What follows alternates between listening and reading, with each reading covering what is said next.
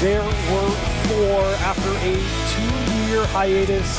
The Minto Cup is back, and it is in Brampton, Ontario, at the beautiful CAA Centre. I'm Pat Redmore, joined by Matt Carrick, and Jonathan Donville will be in between the benches as our rink side reporter. Matt, as mentioned, the Minto Cup is back. It's in Brampton, and nature is healing.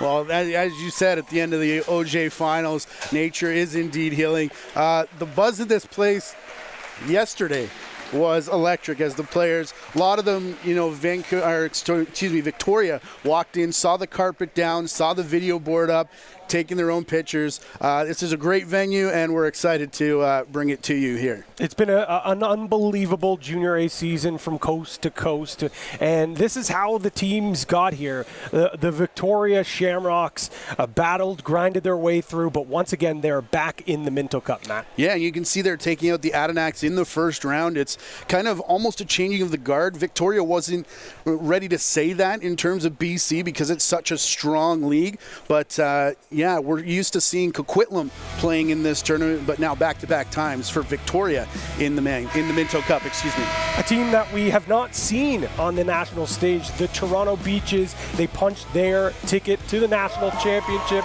with a win over Whitby, but it was not an easy road to get here. No, and you can see the 2-0 sweep of the Ontario Junior Finals. The Beaches here, as a result of it being in Ontario, they get that bye to come here, and a lot of guys talking to them today, they've got a chip on their shoulder because they think that, they're here because they need to be here, because they deserve to be here, but still, they wanted that trophy, but they want the big one at the end of this week more. Certainly, there's no doubt there was a lot of disappointment that they didn't get the job done at the Ontario Championship, but they know they have another chance here. We're going to take a look now at the starting goalies. Both of them very strong, but we'll go with the Victoria netminder first. Yeah, sure. Bland has said such a tremendous season out in Victoria. I believe it's under 10 goals against average, an 80 save percentage, 11-7 record, and that is a huge offense that comes out of BC every single year. He credited his defense, but Adam Bland is going to be huge in this game. And another NLL netminder over on the other side, Pat. Will Johnson, this guy has just bursted onto the scene of goaltenders, promising young goaltenders. You mentioned it there, playing as a practice roster goalie with the New York Riptide. He's a great goalie, and really, he is a true catalyst for this Beaches defense. When he's playing his game, making those saves from the outside, it allows the Beaches to play more of that aggressive run and gun style that makes them so successful. Yeah, both of these teams, though, do have pretty big offenses as well, so those two guys are going to be pretty busy here tonight. I'm not sure if I'm taking the over or the under, Patty. I'm sticking right in the middle. I'm not touching any of this. Well, if anyone's been following my betting advice when it comes to lacrosse, fade whatever I'm taking, but take a quick moment to grab a drink, sit down, get ready for game number 1 of the 2022 Minto Cup.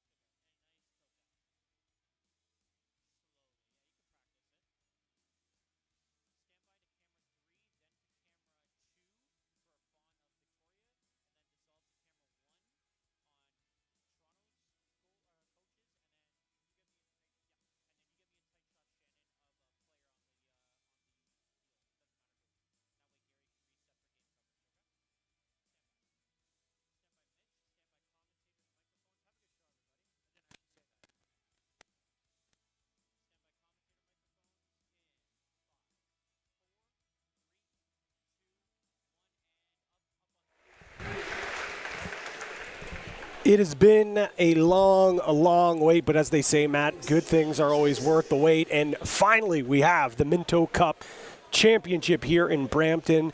We're going to take a look at the coaching staff. Both these staffs, quite impressive, Matt, in the way they got here. Yeah, it's Harry Dennett.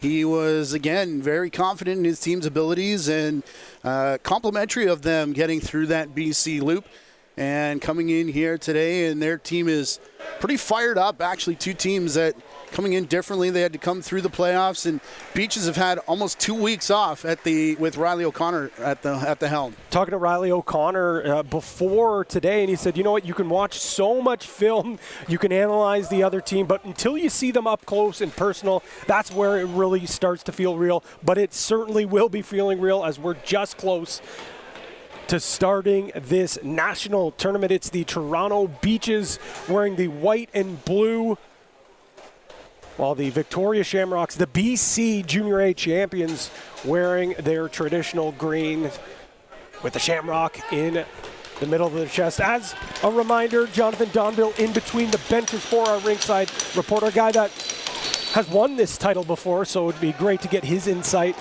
maybe what exactly is going on in the minds of these young athletes. Not just won it, he's the reigning MVP of this tournament. Johnny, only one more week, my friend, unfortunately. Enjoy it while it lasts.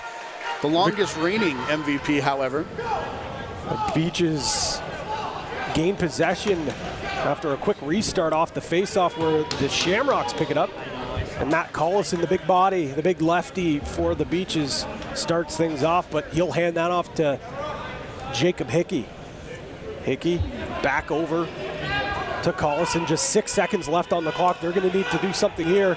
Collison fights through a hard check. That's a big shot there. Big save from Adam Bland, his first of the game. Big body of Kyle Pepper out there trying to take that outside shot away from this Toronto Beaches offense. That's McCauley bringing the ball up the floor. Wilson drives in and scores. We have our first goal of the 2022 Minto Cup champion, and it comes from the stick of Casey Wilson. Cleared for takeoff on runway 77 to get this thing kicked off.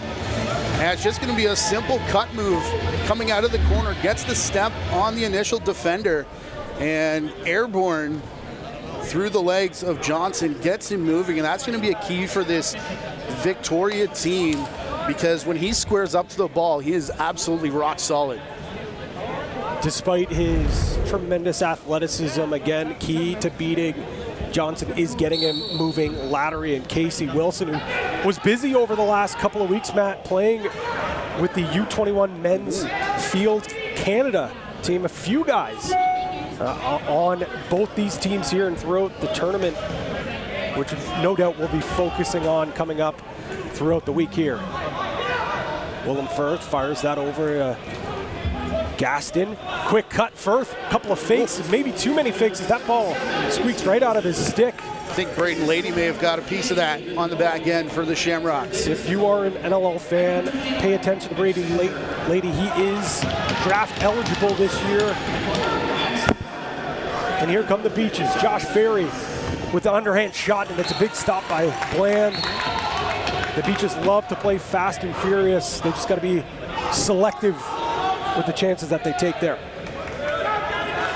Wilson gets that over to the far side. Again, Victoria working things around. Outside shot there. That one's turned aside by Johnson. A great chance there from Mitchell Sandberg. Ferry's going to bring this back. Again, one of those members of Team Canada. No rest for him during these 2 weeks. Back to work he goes. Same with Willem Firth with the ball at the top. Greg Palmer with the outside shot, and that one takes a lucky bounce for Bland as it beat him, but he's able to keep that out of the net. The English on that ball, carrying it back out over the line. And here is a guy who's up for Rookie of the Year in the NLL. Patrick Dodds, no doubt one of the more impressive young talents we've seen come through the pipe. I know Jonathan Donville's got his eyes. Future teammate of his. That ball goes aside, and the Beaches are going to run the floor here with Cam Accioni.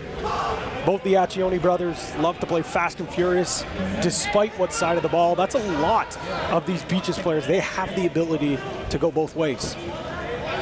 Collison with it now. Takes that shot. That one just misses wide. And here come Victoria again. Collison with a great back check. But still, McCauley's going to take the shot from the outside. That one's just turned aside by Will Johnston. And it's going to stay possession here with Victoria. Matt, a lot of talk with this Beaches team is how fast they played, but boy, Victoria's certainly keeping up with the pace. They really are, and again, you wonder what those 2 weeks off have done to the legs of these two Ontario teams. Their coaches were pretty non-committal about it in the press conference, but early going here looks like Victoria's sharp. Sharp indeed, as that shot is turned aside by Johnson. So the Beaches will have an opportunity to get their first goal of the game. As Jacob Hickey starts with it now, he's got some isolation here, brings it up to the top.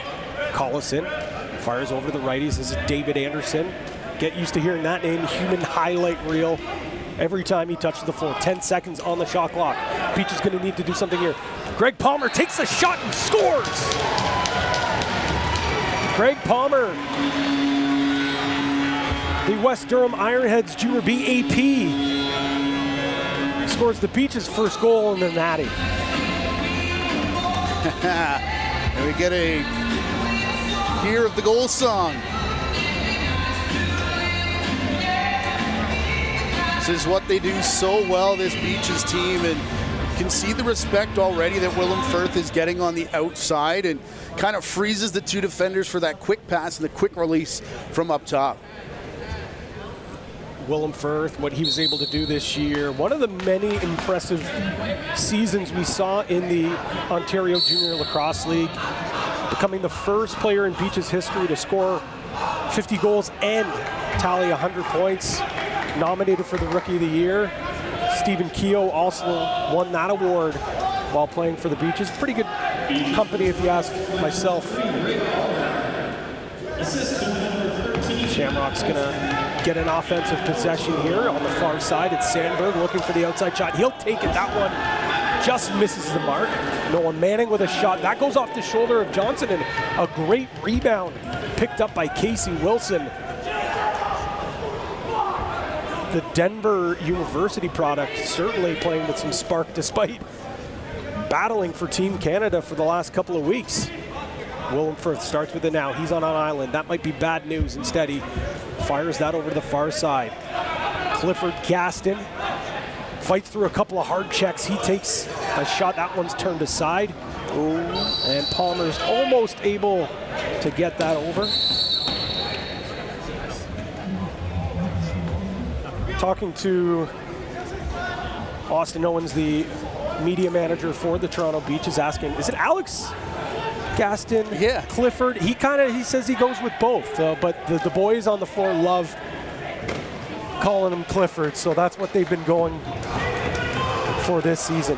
Jackson Raposo with the ball now. He's got numbers. Raposo takes the shot. That one's turned aside by Bland, but rebound picked up by the Beaches, and they're going to hold on here for possession. Jackson Raposo, get used to hearing that name, folks. Might play a little bit of defense, but he sometimes leads this team in shots. Collison with it now. Takes that shot. Big stop by the spoon of Adam Bland. Bland picking up where he left off was remarkable en route to a BC championship. Victoria pushes the ball. Great job there getting that out of the double team, which the Beaches love to press. Manning, he has a shot now. That one goes wide. Beaches giving up a lot of outside looks, obviously something that they do like doing. As Will Johnson, when he's seeing the ball from the outside, you mentioned it, when he gets settled, tough to beat, but looks like that actually went off a Beaches player, and the ball's going to stay here with the Chamois. Far side now, little give and go. Shot picked up there as Trent DeChico, another one of those Team Canada stars. Shot from the outside, big, paying the price there is Andrew Dalton, but lowering the boom. Owen Russell, I believe. Yes. Again, great check there by Jackson Raposo, but instead it goes right into the stick of Patrick Dodds. 13 seconds on the shot clock. Victoria looking to break the tie here. Great reset there. Another shot turned aside by Johnson. After letting that first goal in, it looks like Will the Thrill is dialed in between the pipes here, Matt. Jackson Raposo gets that over to Anderson. Anderson playing with the Haudenosaunee under 21s. Another player competing at the Worlds. Just goes to show you the world-class talent on the floor here this tournament. Anderson fights through a couple of checks. Throws the outside shot. Instead it goes wide. And once again, here comes Victoria. This time they're going to slow things down as Ada Solomon probably going to be on the all-name team if I have anything to say about that. Shamrocks once again moving the ball over to Manning. Great stick there. That one was able to be blocked by David Peterkin. And here come the Beaches once again. Accioni with it now. He waits, takes a hard bump on his shoulder. Again, another huge hit from Owen Russell. And officials are letting him go here. There's been a couple that have kind of been, as Johnson makes another save. You might call it, we've seen a few players tied up in behind the play as well, but for the most part, letting them go. They had a lengthy officials meeting to get the 8 officials who are in this crew all on the same page. Definitely not how they drew it up, but instead they're going to count it as Josh Ferry picks up the garbage, bangs it home for a 2-1 Beach lead. Josh Ferry again, but this starts with the transition. As you said, not how they draw it up, but getting out there and into that Victoria zone quickly, and that outside shot just kind of caught Bland leaning the wrong way. Ferry, one of the mainstays when it comes to the defensive side of the ball for the Beaches, up for the Defender of the Year in the Ontario Junior Lacrosse League. Face-off won by Jeremy Phoenix Lefebvre. We're going to talk more about it when Whitby plays later tonight, but you know, all the attention that the offense gets, this Beaches team would not be here without their defense. That was just absolutely tremendous in front of Will Johnson, who was phenomenal in his own right in his grad season. Very good point. This team certainly likes to play fast when it comes to pushing the ball in transition. Another huge hit. The BC Rough Stuff certainly showing up here today. No, you were right the first time. Dodds with it now, looking for some space. He'll create it for himself. Gets the ball over to the far side. Over to Wilson, the 1 goal for Victoria, and he gets another one. And this one might be sweeter than the first, Matt. Look, everyone loves to get to the crease and dive. It's flashy. It looks cool on the picture. This is just as cool for me. Wind up from the outside and just rip it into the corner. Our camera should have a pretty good angle of this one from our tight look, but man, oh man, the 2 goals that Casey Wilson is, there it is, right over the shoulder. And the point I was going to make about Victoria, like Patrick Dodds walked in the interview room today. This is a team full of big boys, man, and we've already seen them rough up a few offensive players for the Beaches early on in this game. Cameron Lum tries to push it in transition. Instead, the Beaches are going to come up with the ball here. And are you kidding me? Gaston nearly pulls off the unthinkable shovel pass, or shovel goal, off a pass from Ferry. That's another thing with this Beaches team. They're not afraid to take chances with some. How's your snowboard half-pipe knowledge there, Pat? That was a McTwist. X Games written all over. Another big hit. This time. I think the Shamrocks have figured Raposo out. That time it was Shane Hallowell dropping the boom. Beaches paying the price. But again, they're going to come up with the possession. They'll be fine with that. They'll take their licks. Collison Over to Anderson, to Palmer. Palmer is doing some window shopping. Not able to get that shot off in 30 seconds, so Victoria going to start things off. Try to regain the lead since that first Casey Wilson goal we saw. Wilson now with the ball, fires over to the far side. Dylan Johansson. Johansson takes that shot. That one's wide. I think a Beaches player might have got a stick on it. It's Jeremy Phoenix Lefebvre on the run. He's got Dalton with him. Lefebvre takes it to the net, takes the shot. Big stop once again by Bland. Victoria had an opportunity for a fast break. McDonald's just going to flip that one over to his offensive counterpart. The two guys that were going to be featured in this game in the first intermission, Adam Bland from earlier today and Jeremy Phoenix Lefebvre coming up in intermission number 2. Looking forward to watching both of those features. Patrick Dodd's in all alone, but he's not able to beat Johnson. I don't know if I've seen Patrick Dodd's miss from there, but it's a great stop by the Beaches netminder. I think he even surprised himself how open he got right on the doorstep. Accioni with the ball, looking for his options. He gets it to Anderson. That's a good one. A little spin move. Tries the truck stick, but instead it's a turnover. And again, the truck stick activated. Big swim there by Jackson Raposo. He's got numbers. It's a 3-on-2. Raposo with the shot on the run. But Willem Firth picks up the loose ball, and the Beaches will have an opportunity here. I tell you, Owen Russell, a guy is a big physical presence already, throwing his body around. Willem Firth takes the shot. That one not able to find the mark. Collison battles through a couple of hard checks. He finds Anderson behind the back. That one just goes wide. Loose ball picked up by Solomon. Solomon's going to hand that off to his offense as DeChico starts with it. Over to Dodds. Patrick Dodds with it now. Looking. Finds the middle. Great stop once again by Johnson. I'm not too sure if the scouting report says go 5-hole on Johnson, but Victoria certainly electing to shoot in between the wickets, but Johnson been able there to make the big save. Well, that's one thing that Victoria was kind of quietly talking about, even the minors, that the OJ stream pretty much all their games. We saw a lot of these teams coming through the playoffs. And if you were watching a lot of Beaches games, you saw the big body of Matt Collison blast goals like that. That is just vintage Matt Collison as he gives the Beaches a 3-2 lead.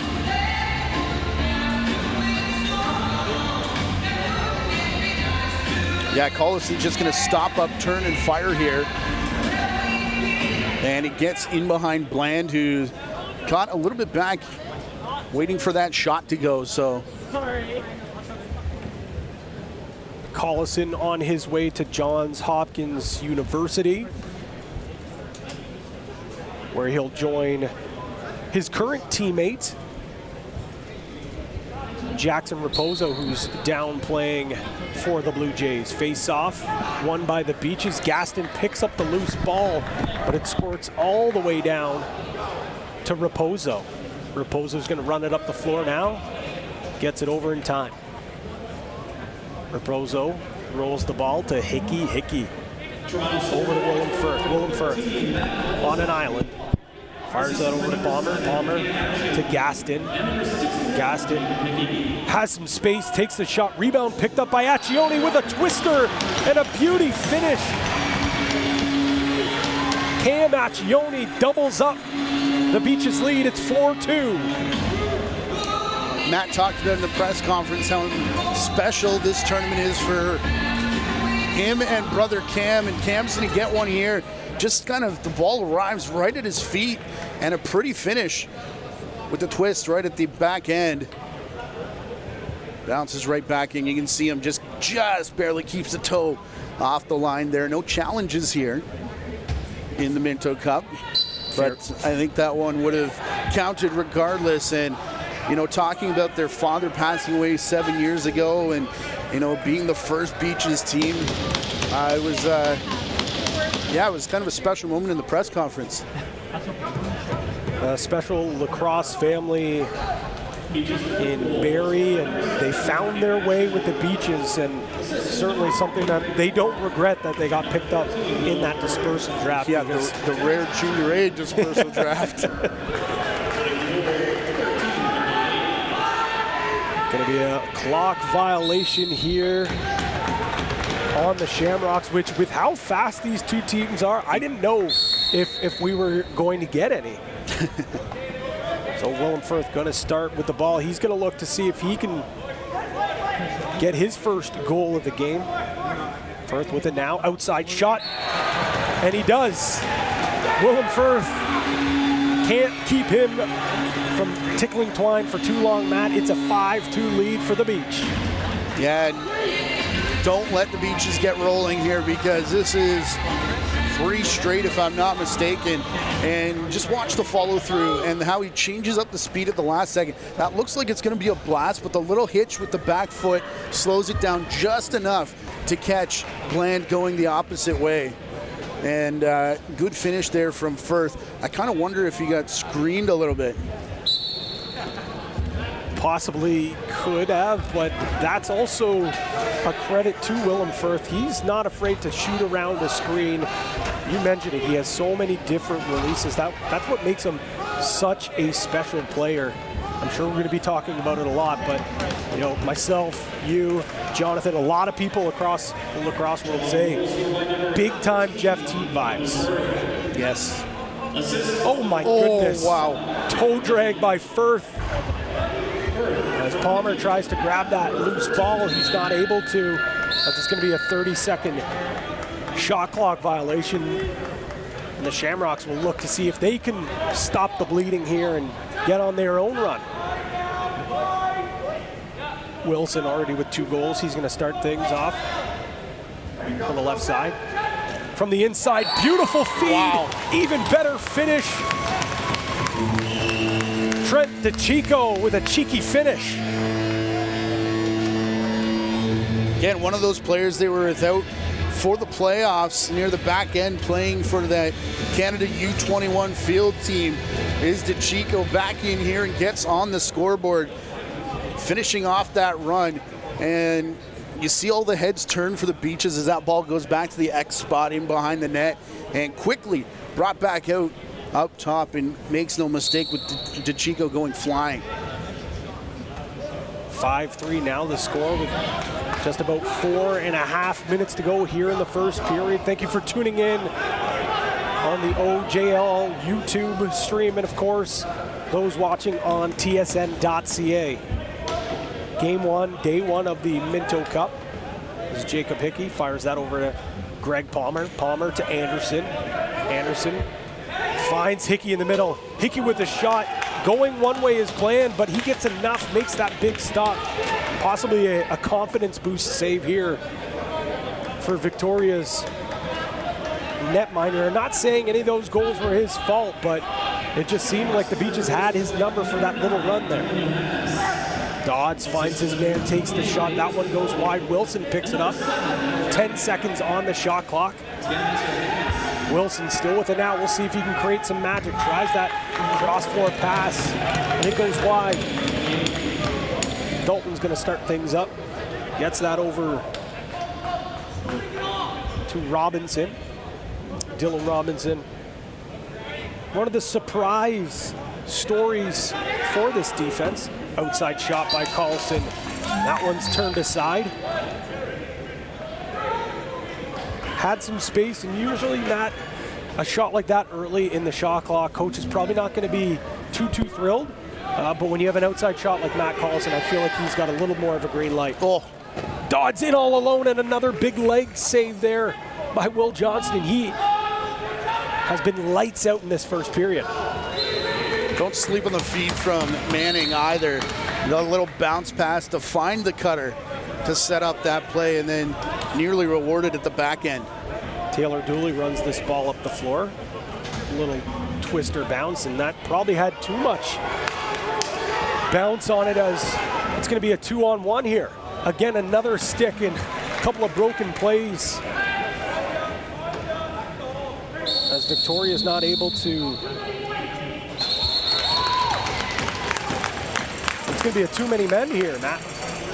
Yeah, our first penalty of the 2022 Minto Cup. As somebody jumped early over on that bench. Liam McKay, number 88, going to serve this bench penalty. So again, you said it. First penalty of the game, first penalty of the tournament. And we're going to get... And it's been lax season here in Ontario. Sorry, Pat, because the Canada Games were down in St. Catharines, and the women's tournament kicked that off. And a lot of the athletes, talking to some people who were down there, said that they walked in and went, man, this is incredible, and started watching more lacrosse. And then the Founders Cup down the street, which capped off yesterday. So great momentum here. And of course, Man Cup in Ontario later on next month. It is indeed championship season here for the game of lacrosse. We want to thank you again for tuning in as the Beaches lead 5-3, but it's the Shamrocks now on the power play looking to strike here. Big outside shot turned aside by Johnson as Manning's not able to find the back of the net. Dodds with it now. Skip pass to the far side. A little bit of a wheel coming up here. Outside shot by Wilson, turned away once again by Johnson. Robinson's gonna have to get this over.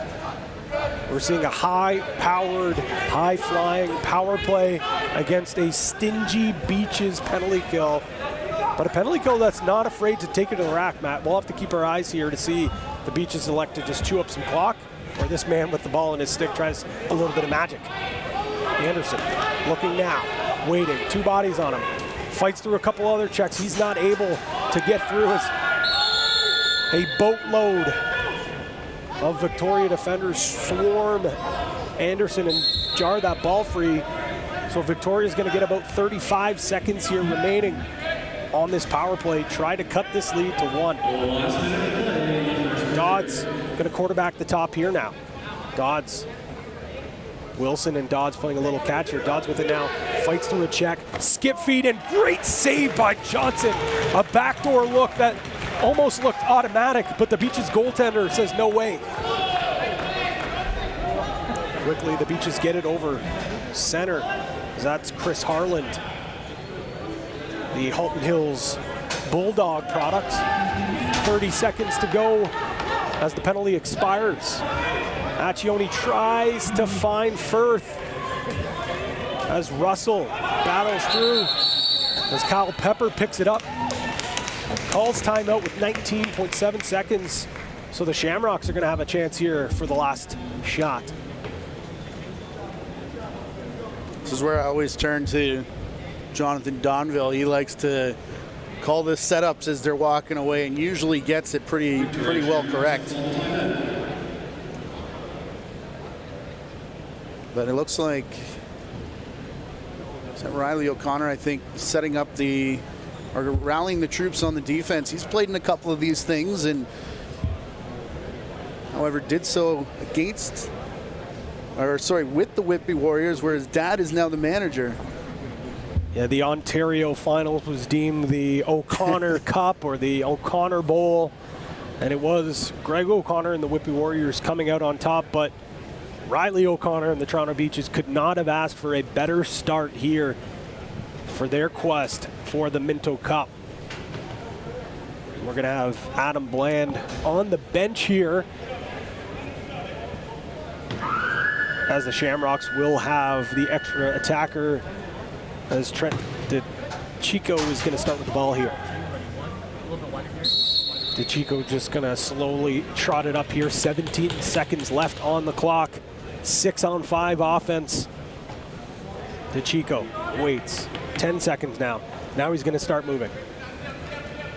Over to Manning. Manning has a lot of space, but not enough as the stick of Taylor Dooley blocks that.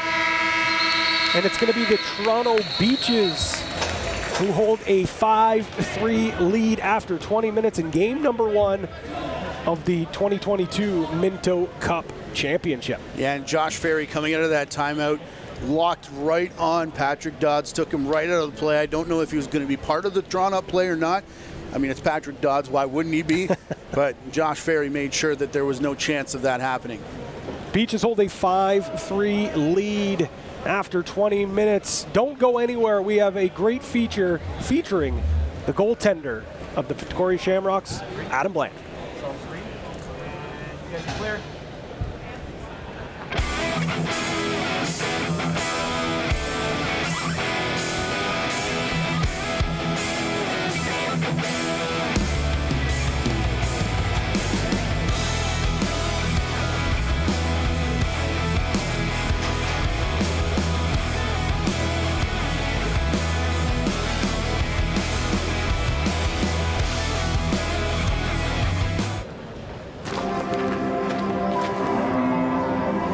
On our family dairy farm, there's a saying that the sun doesn't start the day, we do.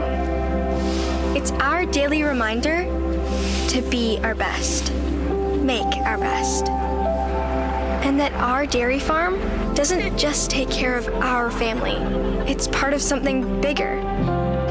That's dairy done right. Gatorade, with electrolytes to help replenish what's lost in sweat, carbs to help fuel your working muscles, and fluids to help you hydrate.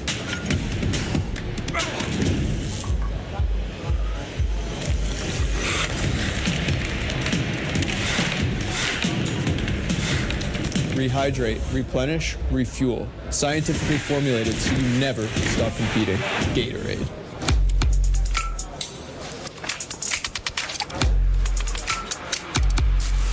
The Minto Cup is awarded annually to the Canadian Men's Box Junior Champions of Canada.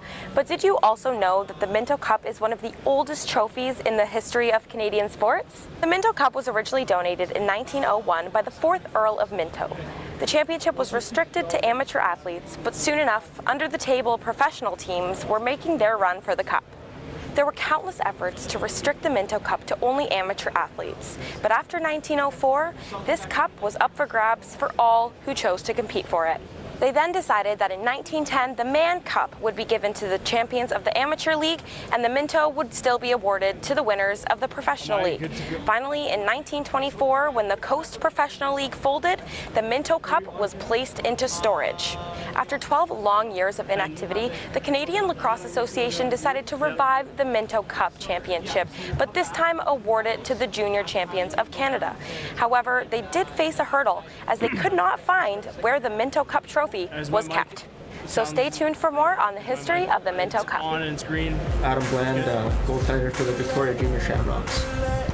One of our coaches won a Minto in '88, and he's kind of really given us that fuel that we need to. And he showed us that we could win out here. Yeah, just had a really good team around me. Like, the guys were just always by my side, and the D guys really helped me out a lot. So made my job a lot easier.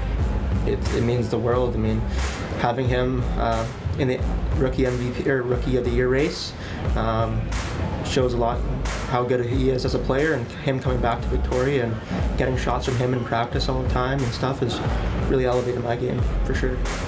Coming into the year, like, Blando, just from game one, he's been a rock for us, like bailing us out game after game.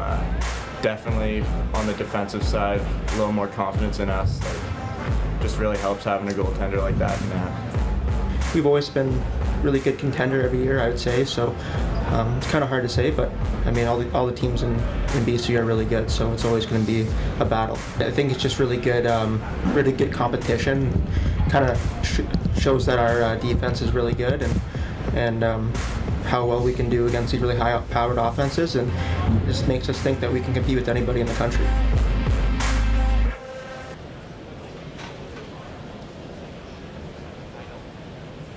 Fans, don't forget that we've got the time. Head out to the lobby behind the time box here and check out the silent auction. There's absolutely fantastic prizes out there if you want them. It will be running until the end of the round robin. And the silent auction will be ending at the end of the round robin. So be sure to get out there while you can and bid on anything you like.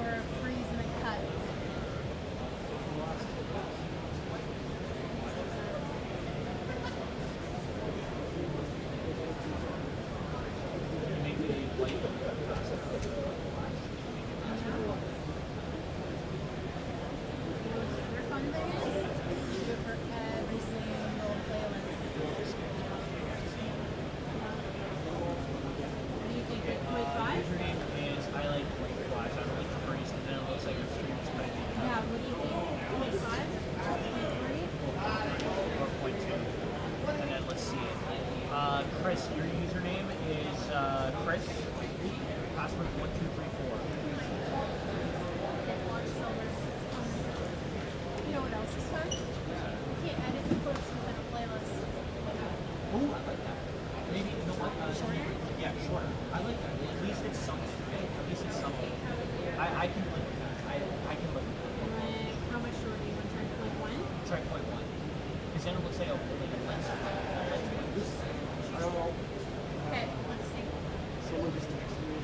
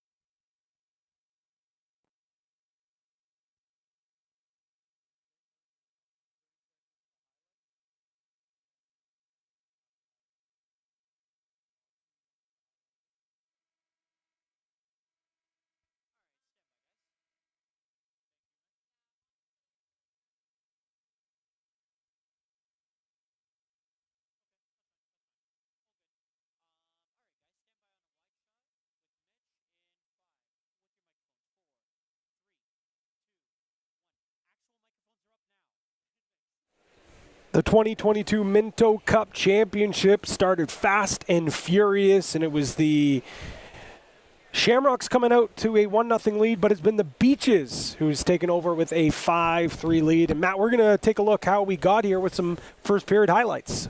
Yeah, we were 2-2 at one point in there as well, but this one started with Wilson making that big crease dive. That was the 1-0 goal. He would score another beauty one later on into the corner, but transition from the Beaches, that's been their MO all season long. And Josh Ferry putting one past Bland there to get the Beaches back into it. They went on a bit of a run, but it came after this goal. The snipe. I told you. That was just disgusting. Everyone loves the crease dive, but that's just as sexy in my opinion. This shot goes through Bland there, and this was part of this Beaches run. How about this shot from Ferry as he's just going to slow it down just a little bit. The change-up knuckleball that gets past Bland. And again, Beaches went on a 3-goal run before getting one back at the end of the period. Did the Shamrocks. Another Air Force goal from Trent DeChico getting back in the lineup here after playing in the World Field Lacrosse Championships. And then I go Accioni with the last goal that got us to 5-3. And we weren't able to hear from Jonathan Donville. He had a little bit of technical difficulties, but the former Minto Cup champ and the defending MVP has a few words to say. We go down to him now.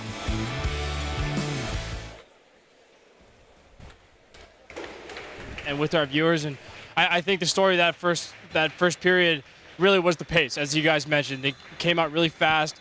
Beaches really clearly wanted to set a good tone. I think we saw at the end of the Ontario Finals a Beaches team that looked a little tired. That's gone now. This team is fresh. They're ready to go.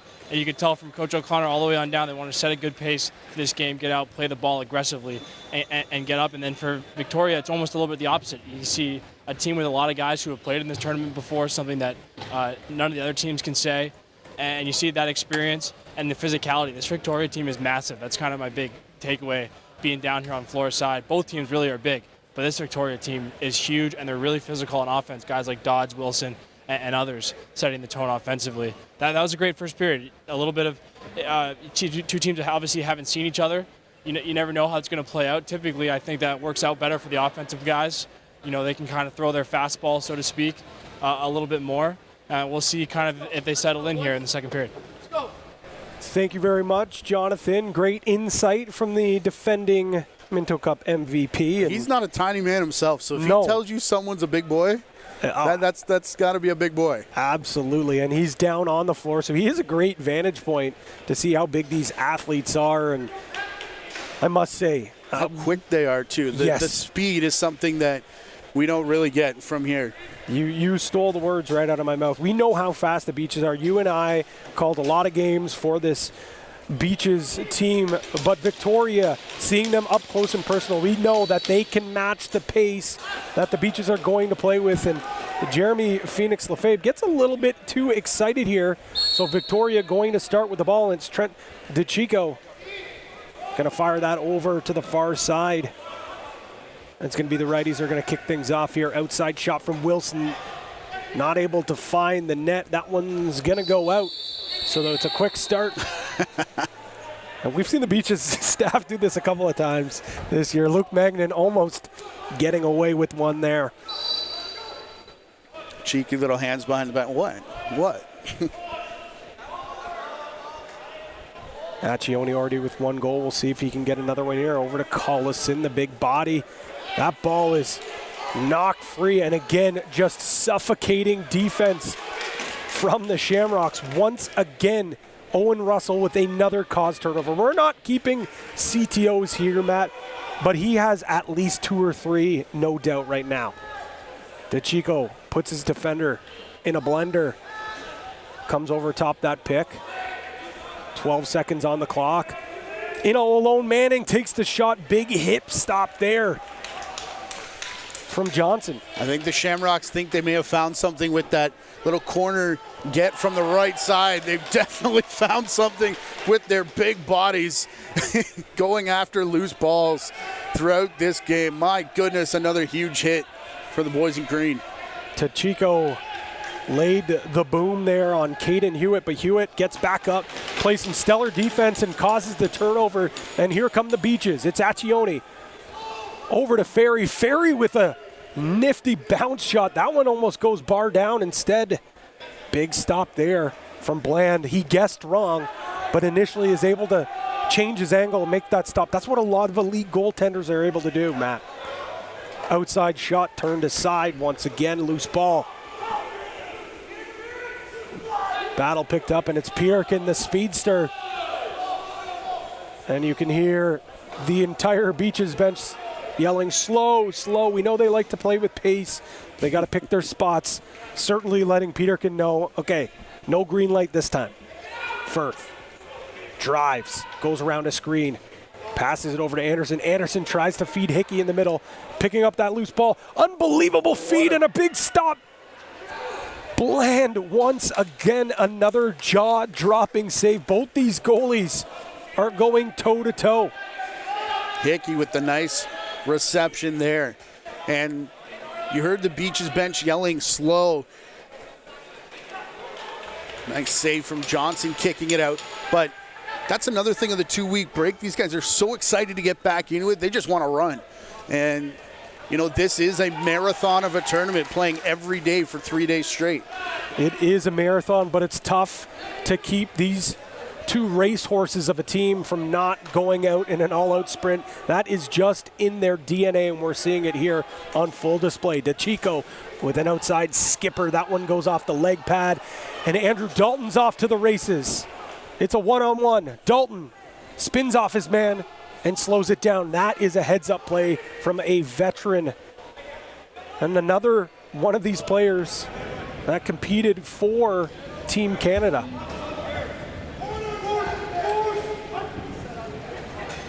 Accioni over to Firth. Firth driving past his man, throws that twister. 6 seconds left on the clock. We'll see if Anderson can get anything.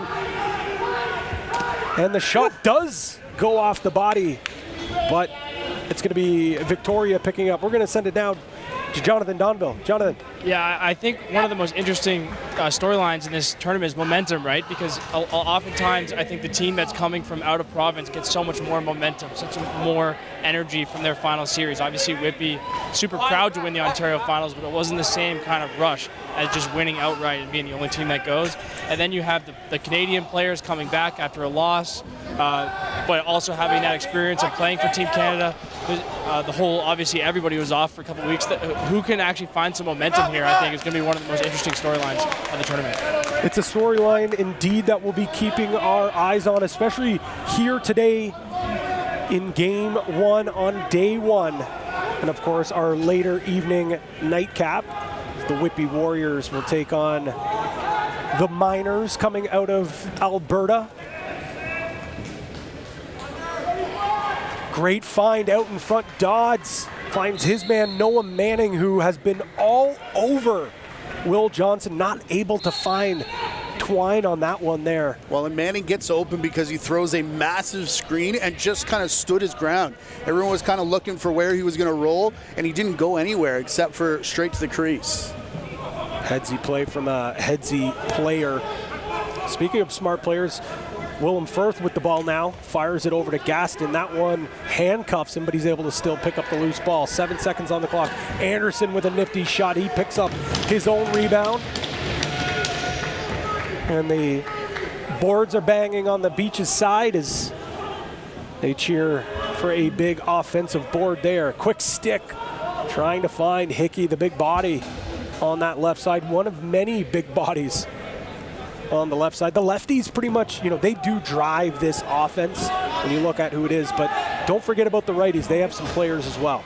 Little pick and roll there as Shane Hallowell's not able to hit net there. And again, Andrew Dalton, one of the veteran defenders, picks up another loose ball. Here come the Beaches. Raposo dodges, pulls it out, over to Collison. Collison's gonna slow this down, gets that over to Greg Palmer.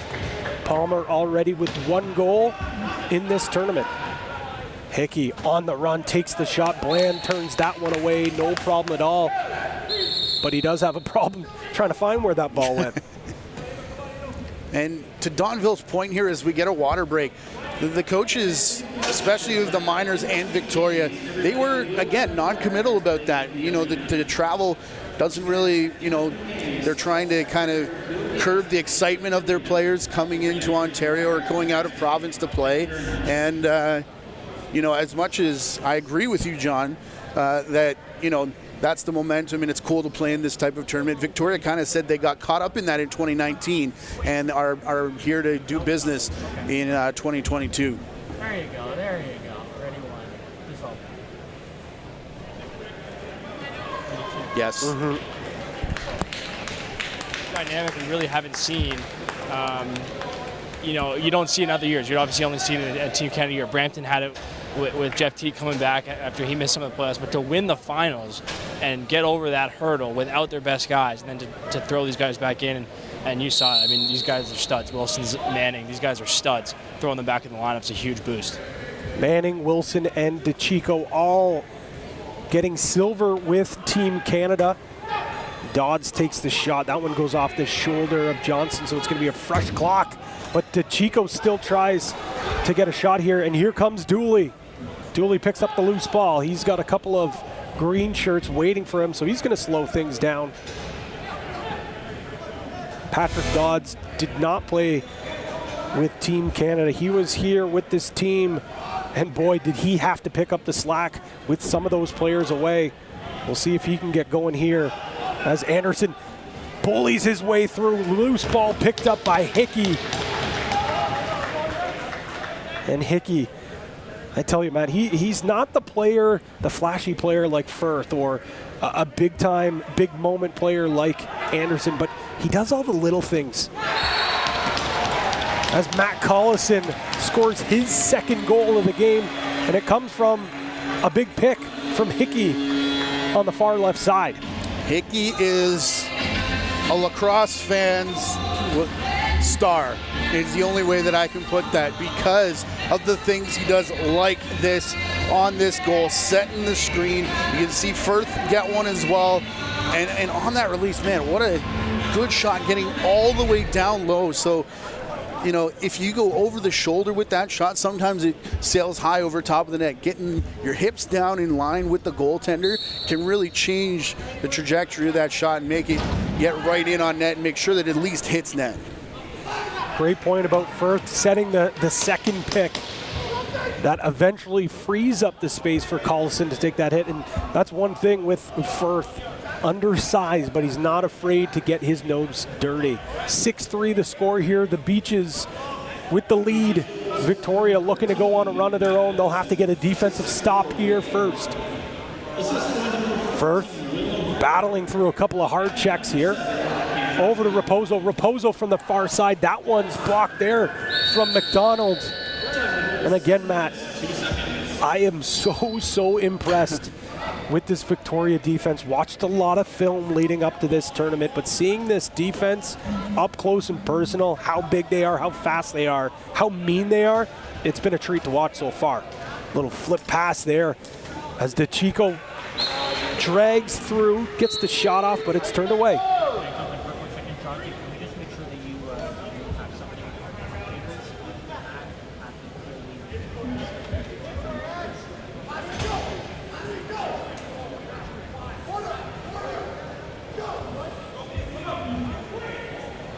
Carlson takes the shot. That one's stopped by Bland, who's,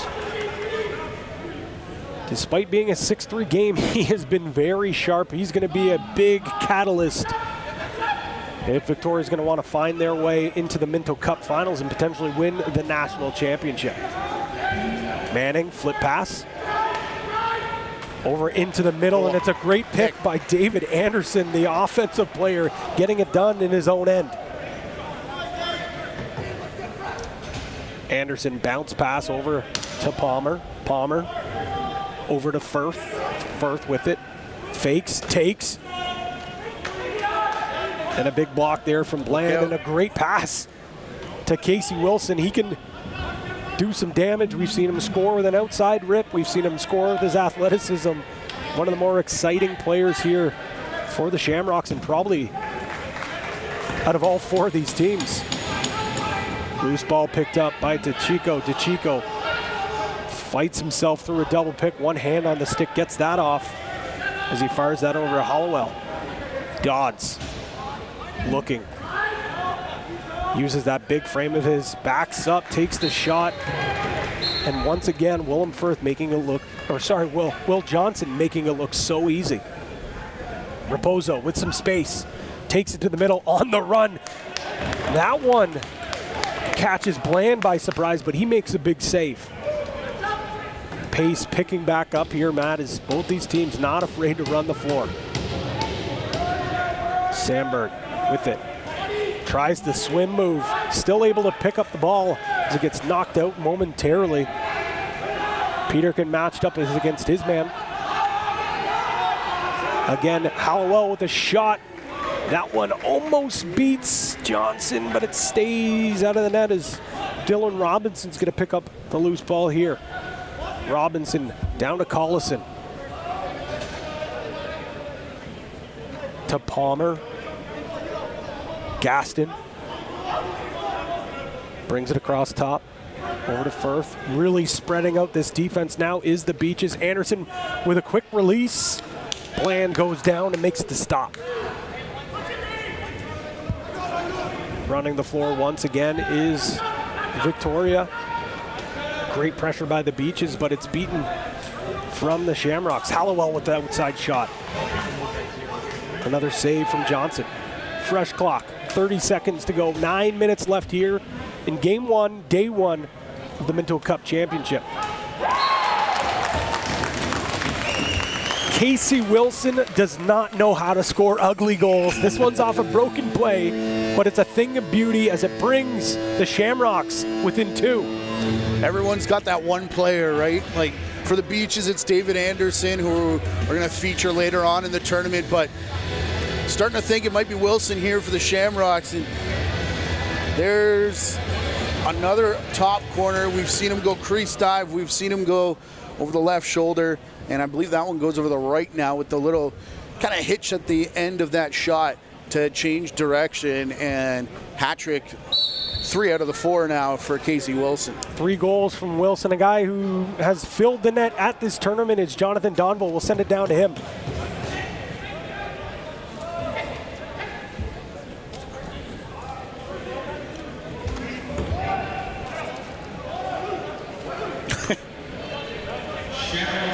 Side, and then Hickey and Collison on the left side. Just what a matchup that presents for the defense, where 1 second you're guarding a slick, quick guy, and the next you're taking on one of the biggest guys on the floor. Great point. It's an absolute matchup nightmare. Never mind when it's the first time you're seeing a team up close and personal. Riley O'Connor talked about it. you know, you can watch so much film, but then when you finally see these guys up close, you realize how big they are, how fast they are, and you can do so much homework and you can prep these guys. But when it comes to the game, you see it there. So great insight there from Jonathan Donville. Well, that just wears on you as the game goes on, too. The more that you're leaning on the big bodies, like, you could take a beating 1 or 2 shifts, but if you're doing it 20, 30 times a game, by the time you get into day number 3 of this tournament, that's going to really hurt.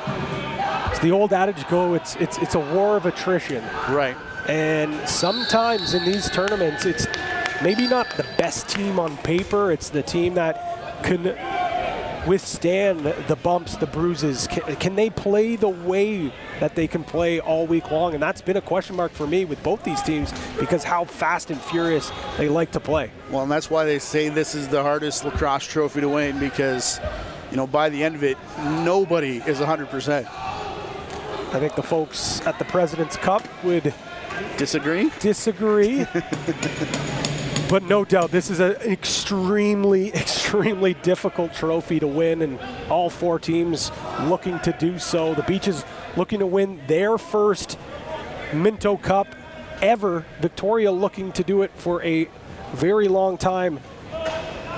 Back in '88, when Victoria won it. So all these players not even close to being born since the last time Victoria won a Minto Cup. And I think it's only been on the island, 2 or 3 times as well. So that fact not lost on these players either. Yes. Both teams with some serious chips on their shoulders.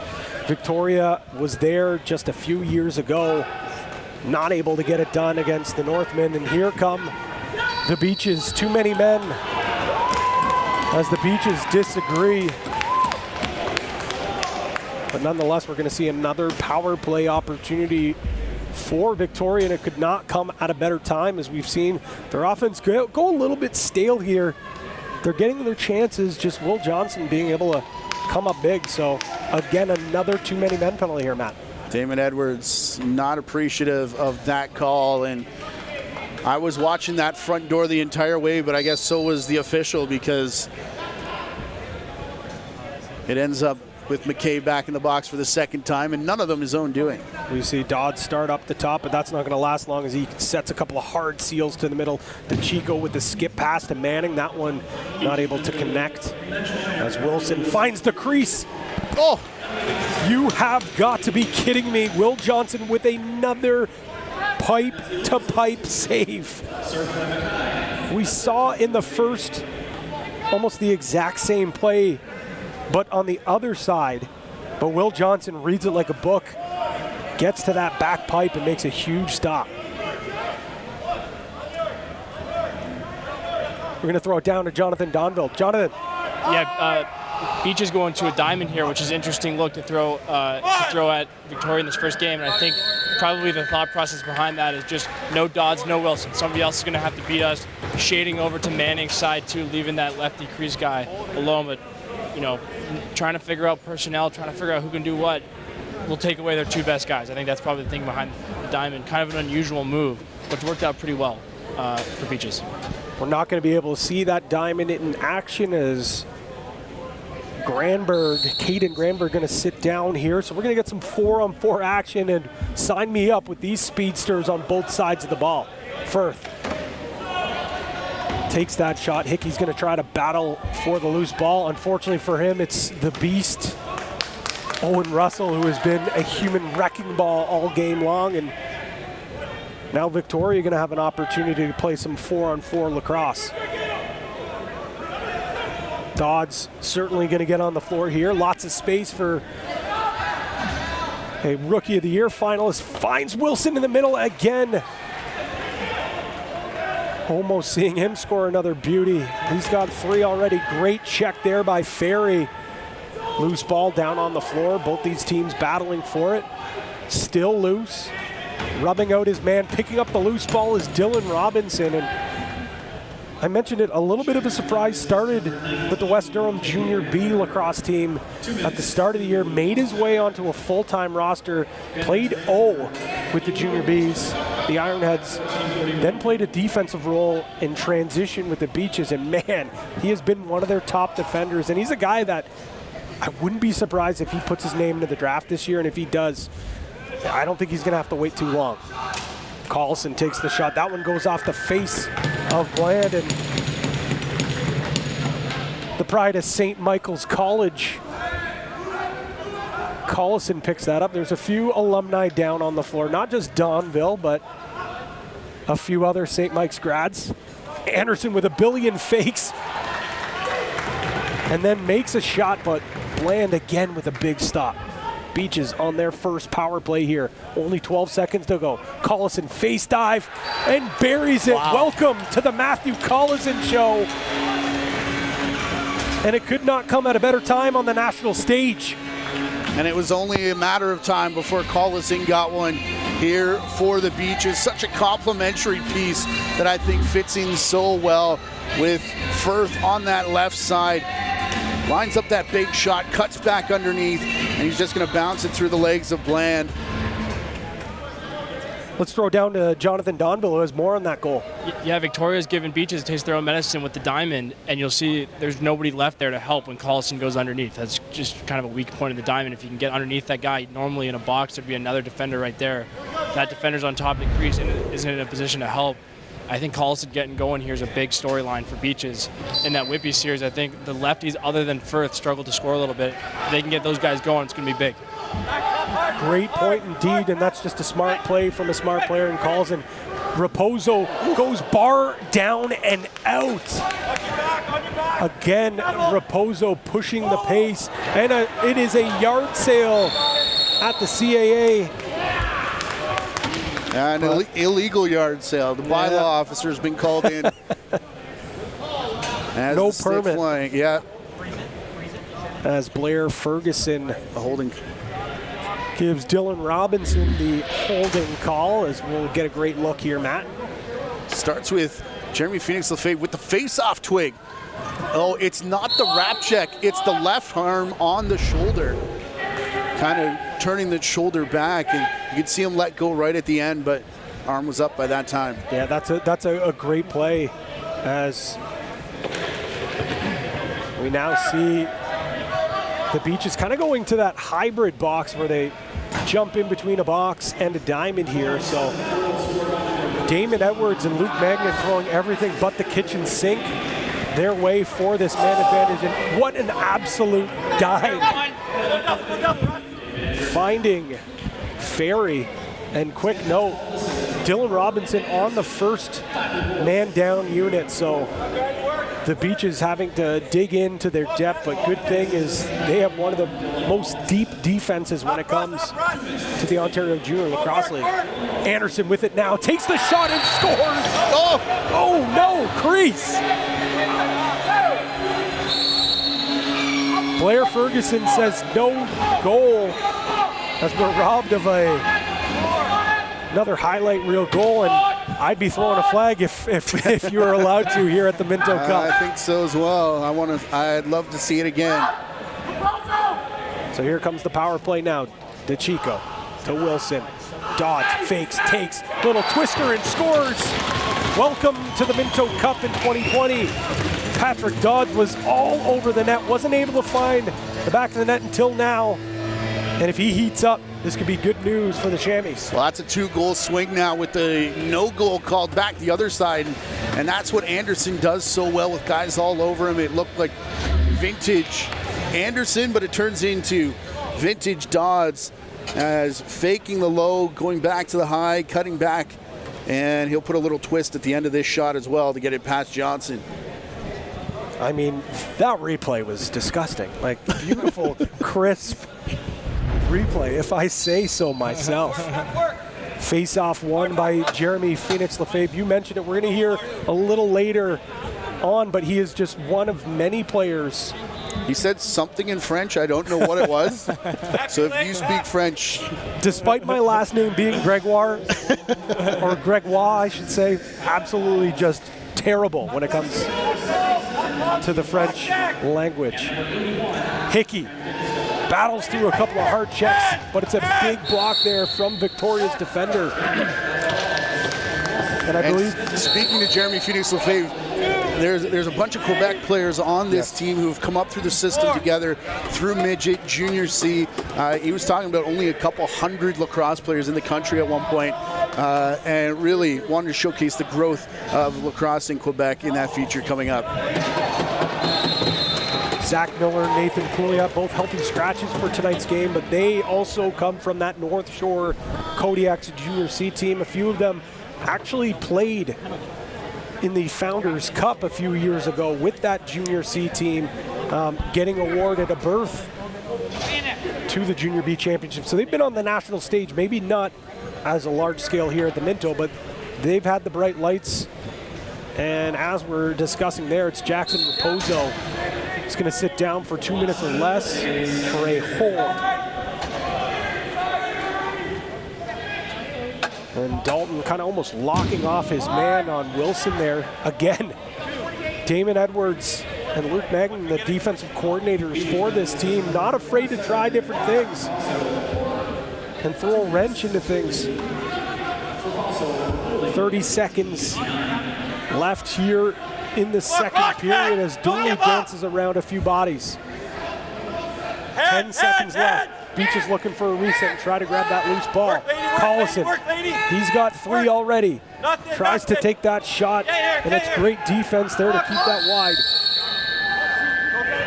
17 seconds left. Beaches, no, it was Victoria's timeout, excuse me, in that first period, and I'm kind of surprised they'll leave.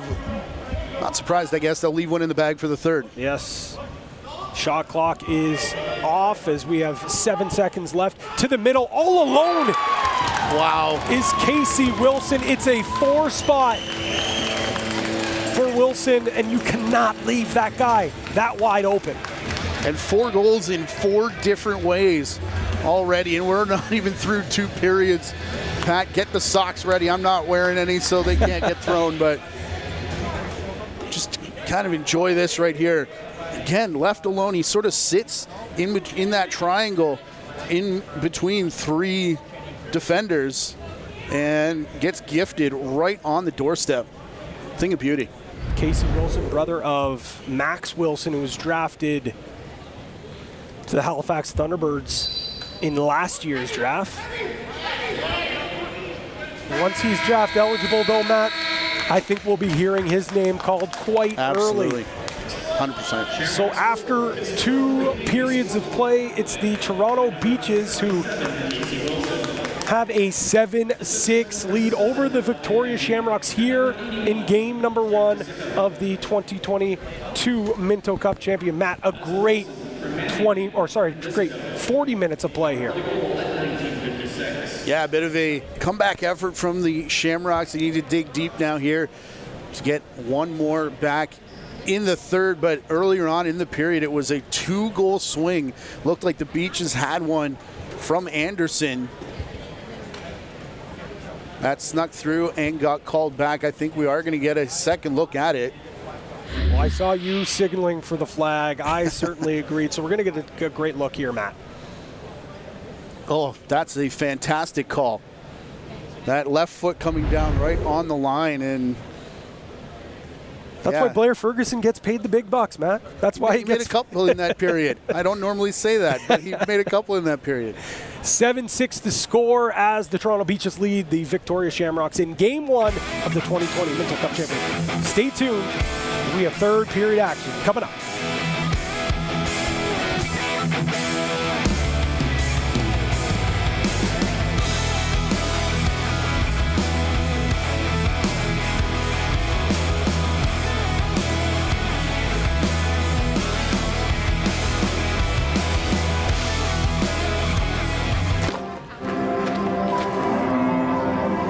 On our family dairy farm, there's a saying that the sun doesn't start the day, we do. It's our daily reminder to be our best, make our best. And that our dairy farm doesn't just take care of our family, it's part of something bigger. That's dairy done right. Gatorade. with electrolytes to help replenish what's lost in sweat, carbs to help fuel your working muscles, and fluids to help you hydrate.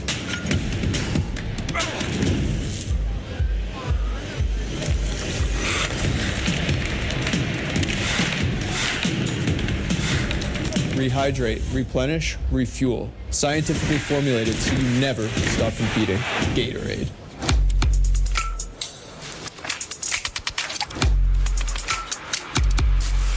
The Minto Cup is awarded annually to the Canadian Men's Box Junior Champions of Canada.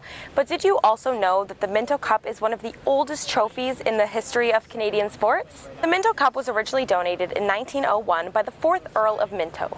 The championship was restricted to amateur athletes, but soon enough, under-the-table professional teams were making their run for the cup. There were countless efforts to restrict the Minto Cup to only amateur athletes, but after 1904, this cup was up for grabs for all who chose to compete for it.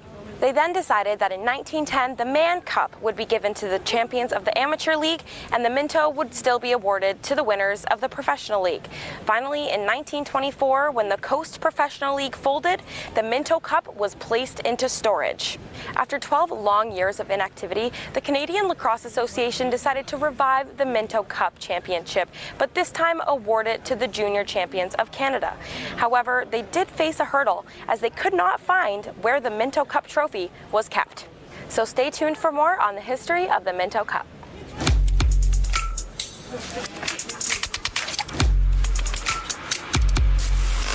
The Minto Cup went missing when Charlie Welsh, the last remaining Minto Cup trustee, suddenly passed away on February 25th, 1938.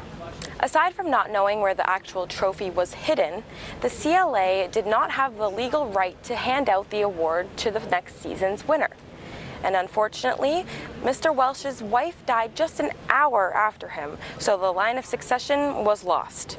The CLA had to write a letter to the Lord of Minto in Scotland in order to get legal rights to hand out the trophy.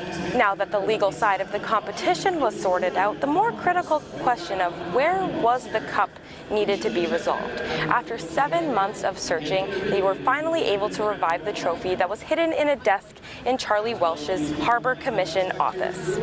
Finally, in 1940, the trophy was sent to Montreal to be refurbished, and years later, here we are, competing for that same Minto Cup trophy. I'm Mackie Jenner, and that's the history of the Minto Cup. I'm Jeremy Phoenix Lefebvre, number 8 for the Toronto Beaches, and I go to Mercyhurst University. Well, first of all, just to be here with, be one of the 4 best teams in the country, be a part of those players is a big thing. And to have the team that's competitive enough to actually have a chance to win is also amazing to see.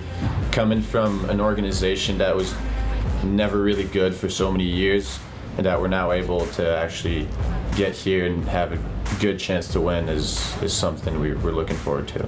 For him to be a younger coach that still plays, he's still in that mindset of that competitiveness and everything. He understands what he's asking from us, right? They're pushing us all the way to the end. They want us to do the best we can.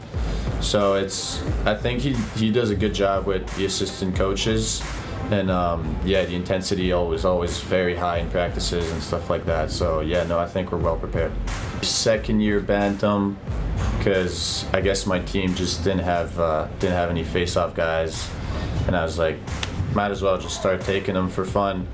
And then I loved it right away, so I just started working on it, and then it started in box, then went to start taking face-offs for field, and now I'm here with Junior A taking face-offs. So we have about a few hundred players in the whole province.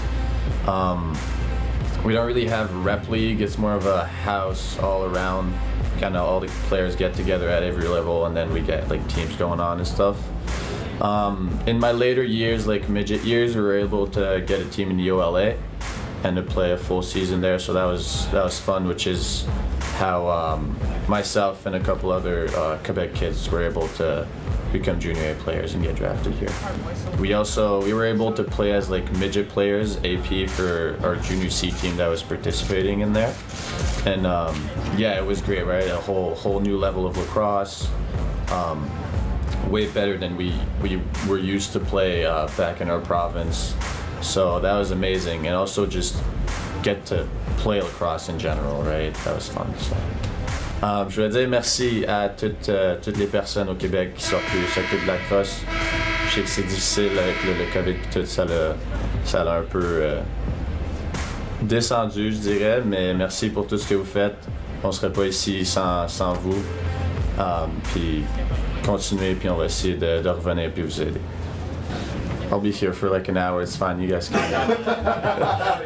3, 2, 1, up on 3, and next, here, microphone. And as you can see there, some of the folks from Quebec taking in this game. It's awesome to see. You know, Matt, we always hear the hashtag grow the game, but now you can actually see the game growing, and we have 3 individuals from Quebec, and that's just proof that this game is growing nationwide. Yeah, and small cities in Alberta, there's when the minors come in later on, I want to get the city right here, so try and look it up. But yeah, Stony Plain, Alberta, apparently has about 12,000 people, I was told, and 3 of them play on junior A minors as we get a peek at some highlights here from that second period. A great second period here. That's that goal we saw from Anderson, not the one that got waved off. Patrick Dodds finally getting into the action, scoring his first goal of the game. Yeah, and it kind of triggered this offense for the Shamrocks as they go back to their hot hand again, and that makes it 7-6 as they're trailing just by 1, overcoming that big Beaches run from the first period. And there you see the champions of the Rocky Mountain Lacrosse League, the Miners, hailing from Edmonton. They'll be in action later on tonight at 8 p.m. here from the CEA Center. You can tune in on tsn.ca and, of course, on the OJLL YouTube as they'll take on the Whitby Warriors, the Ontario champions. Well, you talked about the Beaches have never been here before. It's been a while, 1988, I think you said, since Victoria won. It's been a while for Whitby as well, since I know 2013 in retrospect is not that long, but for that program, these guys have considered it a long time. And the Miners, it's been a long time since the Edmonton Miners have been part of it, and Alberta's never won one of these things. So this is really going to be a special end to this week for one of these 4 teams. Certainly is, and you talk about the Miners, and they have a lot of sense of pride. Yes, they're happy, you know, they're from Alberta, but they really are proud that they're one of the first Edmonton teams that we've seen here in a long time. It's always, you know, for the last few years, it's been the teams hailing from that Calgary area, whether, you know, it's the Raiders or the Mountaineers, but this time we're seeing the Miners, and again, that one goes at 8 p.m. against the Whitby Warriors, but we still have 20 minutes of play here or more, as it's the Toronto Beaches holding a 7-6 lead over the BC champions.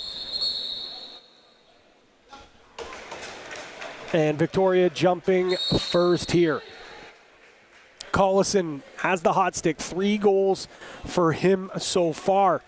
Inside feed over to Gaston. Quick striking is the Beaches, but Bland makes the first stop of the third period.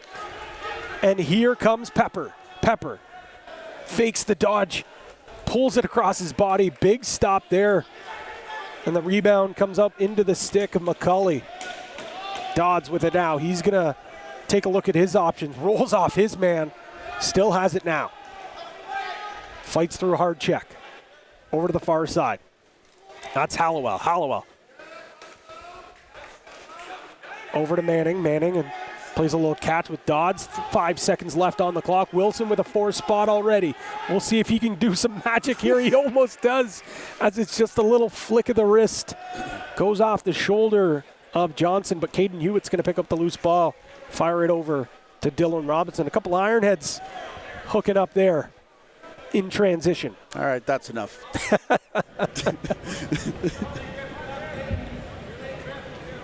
Hickey won't say which junior B program he played for, Matt, or I'll get a fine. Loose ball down now on the turf. Court's in session on the off day, just to let you know.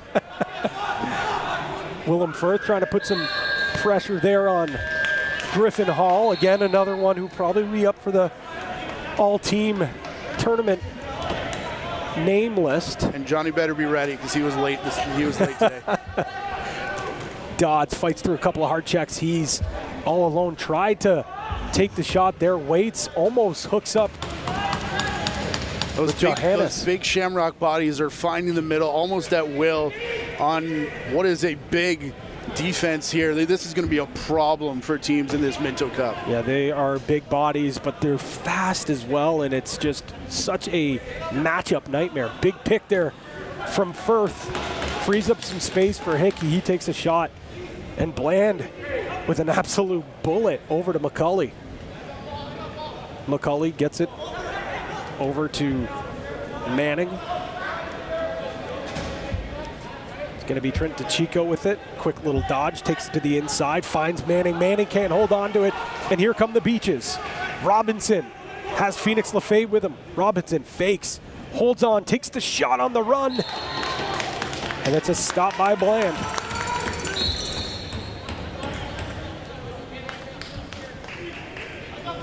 Dodd's going to start this offensive possession here. Slowly walking it in. 20 seconds. Dodds waits, looks, little roll. Moving pick is the call, and here come the Beaches. Accioni with some space takes the shot. That one goes wide, but Taylor Dooley picks up the loose ball, and he's going to slow things down. The Mercer University product plays attack at Mercer, but a defensive transition specialist for this Beaches team. We're seeing that more and more. Collison takes flight, but Bland says no way, makes another big stop. He has been lights out in this third period. That would have been an interesting one to see had that gone in as well, but Bland making sure there's no argument. Hickey there with a great back check, and here comes Raposo. Raposo has Ferry with him. He looks him off, and again, Bland with another save, this time with the big spoon. Victoria pushes the ball up in transition. They got to get that over. I think that might have been an 8-second call there. So did Beaches. A little give and go there. Oh, great ball movement. Just not able to connect. There is the Shamrocks as Robinson once again moves the ball up the floor, looks for his options, and he finds a good one in Willem Firth. Firth takes this down low. Still waits.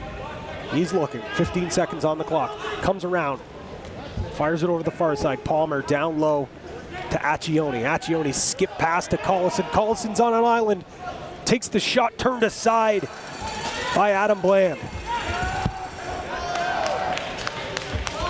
McCulley, he's going to slow things down here. As Wilson, who's got 4 on the evening here. We'll see if he can get more. Wilson with the ball now, takes it outside shot. That one had eyes. And Cam Accioni picks up the loose ball. We'll see if he slows this down or decides to push it in transition. He's going to slow it down. So we'll send it down to Jonathan Donville. Jonathan. Yeah, I think Victoria's transition defense is going to be something they got to improve on here. Some pretty bad decisions there. Guys coming to the bench when they need to get back in and play. Especially this Beaches offense struggles a little bit at times in the 5-on-5. Just get back, get into the 5-on-5. I think you'll see that Victoria make that adjustment. And Beaches in these first and third periods especially, they want to fly. Great point there. And the Beaches, as Gaston gonna get a delay of game as he kicks the ball after the horn sounds, and every single person wearing green, not just on the bench, but I think this building was looking for that call as well. Yeah, most of the people on our side are Shamrock supporters, and they all saw it, and I think Gaston, you could tell by his reaction, probably knew it was coming as well. I mean, that's a tough one for Gaston there. Clifford Gaston going to sit down. He's already won a national championship this year with the RIT Tigers, looking to make it number 2. But standing in the way right now is the Victoria Shamrocks, looking to tie this game up. Great ball movement. Wilson looking for number 5. But Johnston makes another big save, just showing why he is such a touted goaltender. Can they get it over in the 8 seconds? Yes, they do, as Jackson Raposo puts on the afterburners. He stops, takes the shot, tries to pick that corner, but it's the right shoulder of Bland who turns it aside. Let's throw it down to Donville, who's maybe seeing something here that the Beaches are doing on the PK. Yeah, on the power play for Victoria, I like what they've done. Here you see Dodds in the corner. That really makes it hard to play that diamond. Gets them out of the diamond, putting their best players in different spots. The diamond's better for 3 guys sitting around the top moving the ball. They scored on the last one by getting Dodge through, getting Wilson through, putting them in different spots. Makes it a lot harder to play. Now you see a traditional box from Beaches because it's too hard to account for. Well, even saying that, Jonathan, that box was all kind of deformed. They never really got set because everyone was kind of wondering where Dodge was going to come from, having him in the corner, almost decoying that whole entire power play. Yeah, I like, especially when you have a guy who's as talented feeding the ball as Dodge, I like having him in the corner. He's got a lot of options, a lot of guys who can step into it, and you can get a lot of good action coming off that. Obviously, traditionally, the passer plays the top spot, and you'll see Dodge there a lot. But putting him in the corner is a good look. That's what both these teams, so well coached. It's not like they just have 1 or 2 set offensive plays. We'll see Dodds in the corner. We now see him quarterbacking the top, so we'll see if he stays there for long. Outside rip, that underhand shot's turned aside. Loose ball not picked up as Wilson now has the ball. Over to Dodds. Dodds takes the shot. Big save, loose ball, still on the turf. Penalty expires, and here comes the Beaches as Dooley pushes it. He's got Gaston with him. He falls to the turf. No call for the trip. The Beaches wanted one there. They're not going to get it. Instead, Victoria, after not able to find the back of the net with that man advantage, they're going to have a chance here, 5-on-5 with 12 minutes and 20 seconds to go. Victoria slowing things down. Wade tries to find the middle of the floor. He doesn't. Instead, it's going to be David Peterkin running up the floor. He still has it. He's going to take it to the net. Fires over to the far side. Up and down is the chance there, but Bland again, another 10-beller. As the Shamrocks netminder has been nothing short of brilliant here in this third period. What a feed from Peterkin as he made it look like he was going to take to the net in the last second. Just dips it over and makes that great pass. But Bland, much stronger there with the big save. Firth on his wrong side looking. As Collison just loses that ball. 7 seconds left on the clock. He'll take a shot from the outside. Bland with no problem there. Bland looking for his options. He's just going to throw this, and he finds Patrick Dodds. Dodds now looking to take it to the net. He's going to roll away. Still has it now. Fights through a couple of hard checks. 10 seconds left on the clock. Dodds gets it to the middle. Hard check by Dalton. Again, a great feed. Johannes, gets stopped. Jonathan, we're going to send it down to you. Yeah, not by kind of no fault of their own. Beaches has had a lot of good looks in transition, but it feels like we haven't really seen their offensive players handle the ball much here in the third period. I think they might have a set piece coming up off this one, but the transition looks are good, but I think their offensive guys kind of out of a flow right now. We'll see if they can get that groove going, especially not being on the penalty kill. Well, when you have that transition, it's almost one shot and you're done. So a lot of those offensive guys haven't touched the floor a lot here in the third period. Great point by both of you there, as we'll see if, in fact, they're going to slow this ball down. It's Wilson, who has 4 goals already. Outside shot.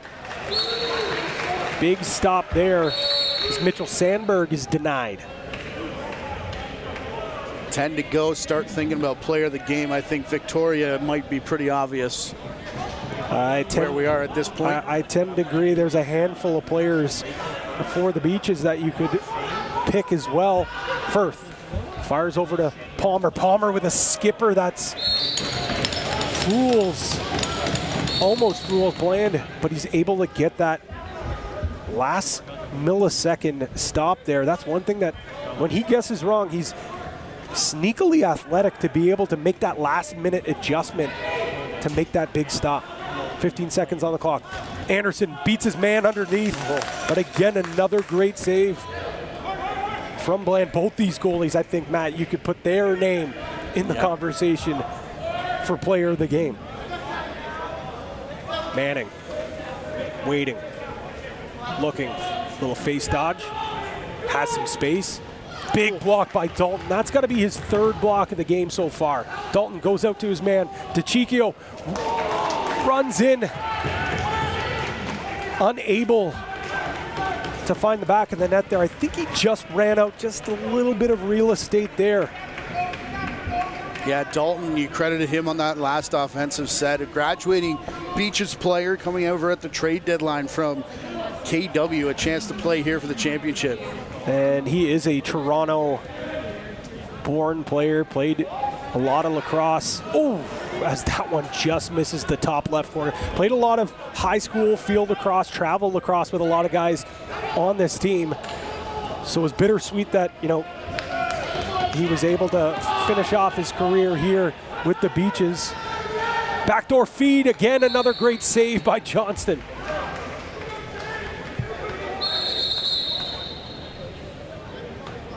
I think we're going to get a equipment fix here for Johnson.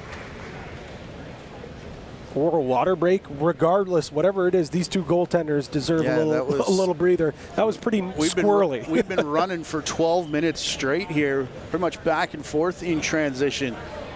And the guy with the best seat in the house is Jonathan Donville, who may have some insight down between the benches. Yeah, I was just going to highlight the goaltenders as well. We played over 11 minutes now, and I believe we haven't had a goal right in the third period. And for Bland in the goal for Victoria, 2 goals over since the first period. Beaches got out to a quick start, had 5 pretty early. He's really slammed the door shut here. It felt like a game where the offenses have played pretty well. There's been a lot of good looks, and obviously, as we've highlighted, some really nice goals. But the numbers kind of don't bear it out. 7-6 at this time in the game, pretty low scoring. Johnny, what are you doing, buddy? You're way too close to be making comments like that. And there's nowhere to run. I see you looking. I need to dust off my old Minto Cup helmet. Yeah, nothing's getting through that lid. That's for sure. I don't know if there's enough. There's not enough space in this between the benches here. I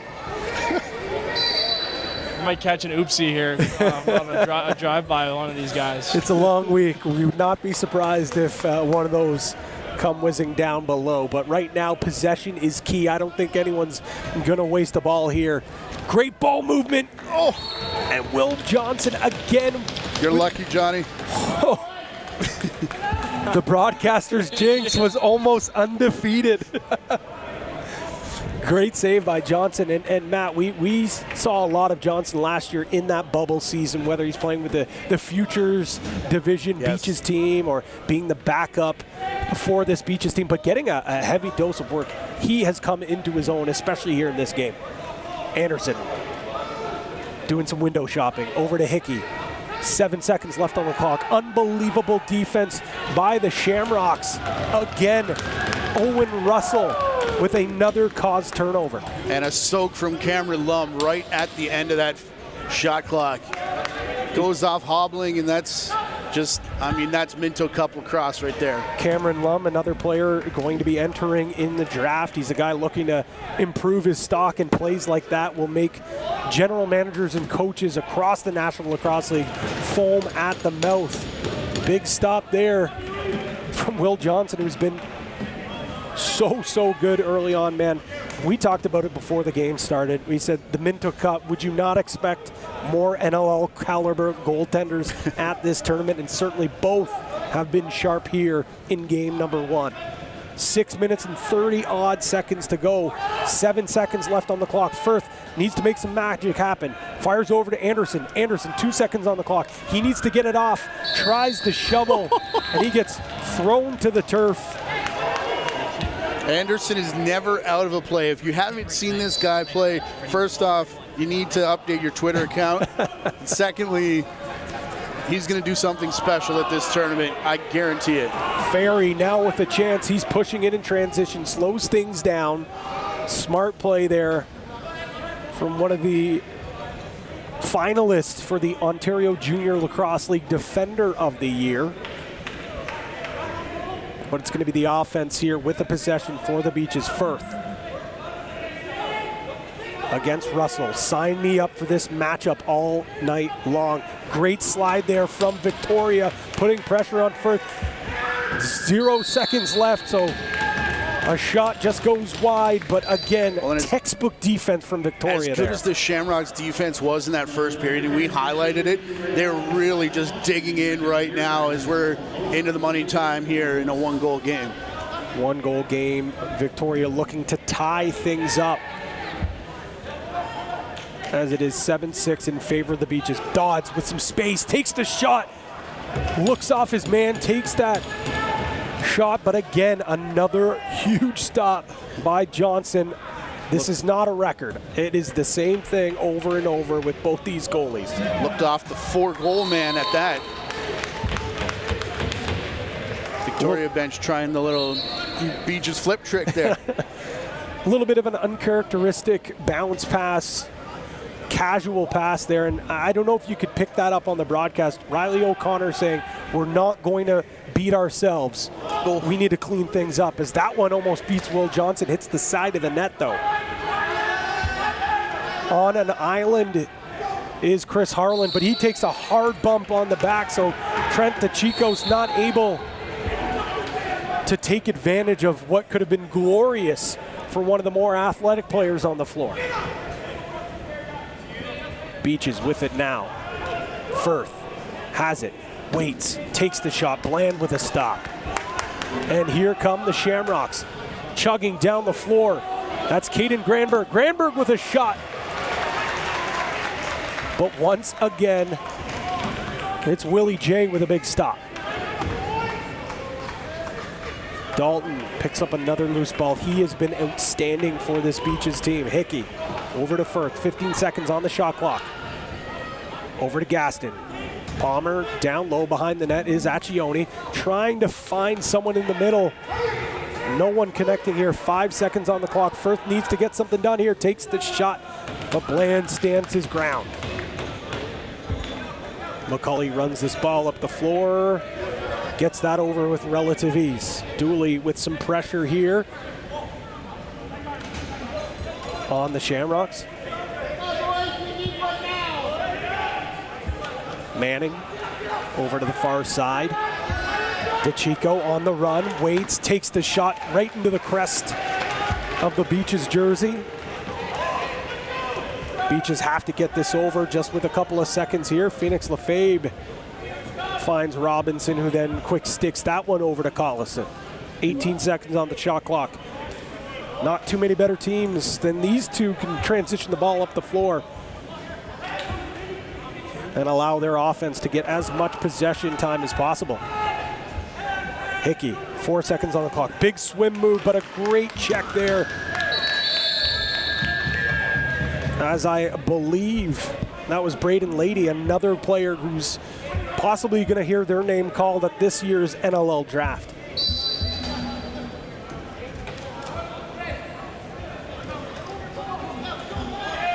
Shane Hallowell with the ball, looking to beat his man. Ferry almost jars that ball loose. Outside shot.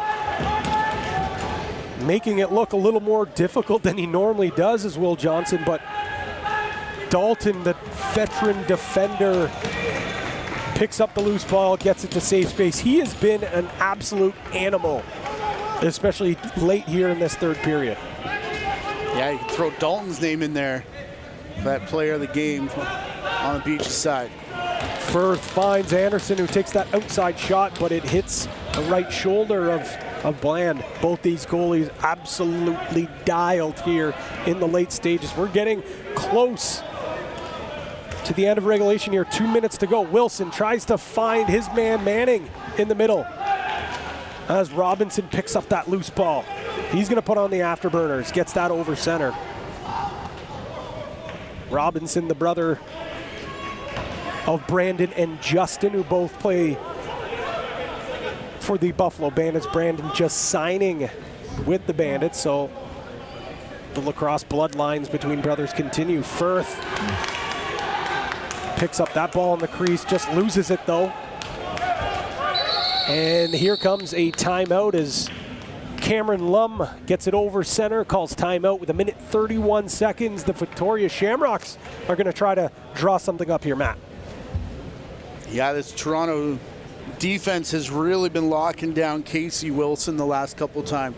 But when you do that, that leaves Dodds open. And then if you lock down Dodds, Wilson's available. So do you really want to go after both of them and make it 3-on-3, take your chances? It's been an interesting couple defensive sets here for the Beaches, trying to contain both of these players who have been so good for the Shamrocks tonight. Well, Jonathan, I'll throw it down to you. If you have the clipboard or the whiteboard on the Victoria bench, what are you drawing up here? You have so many dynamic players. Obviously, Dodds is your hot stick throughout the season, but Wilson has been great. There's a lot of options here. What would you do? I think I'm probably drawing something up for maybe Noah Manning or one of those other guys. Especially what we've seen from Beaches so far is just trying to take away Wilson and Dodds no matter what, right? We talked about that on the penalty kill. Just take away those guys. So I would expect probably Wilson to get locked off here, if anything else. So I'd look for Manning or one of your other guys to try to maybe set one off ball, get through the middle, and maybe make Dodds a feeder here. We'll have to wait and see exactly what the Shamrocks do here as the net is empty. Bland is on the bench, so it's 6-on-5 here as Victoria will look to try to tie things up here. Manning with the ball now, looking, waiting. As Wilson goes to the bench, the extra attacker is now off the floor. Oh! And a terrible bounce for the Beaches as Josh Ferry goes to deflect that pass, and it goes past Willem Johnson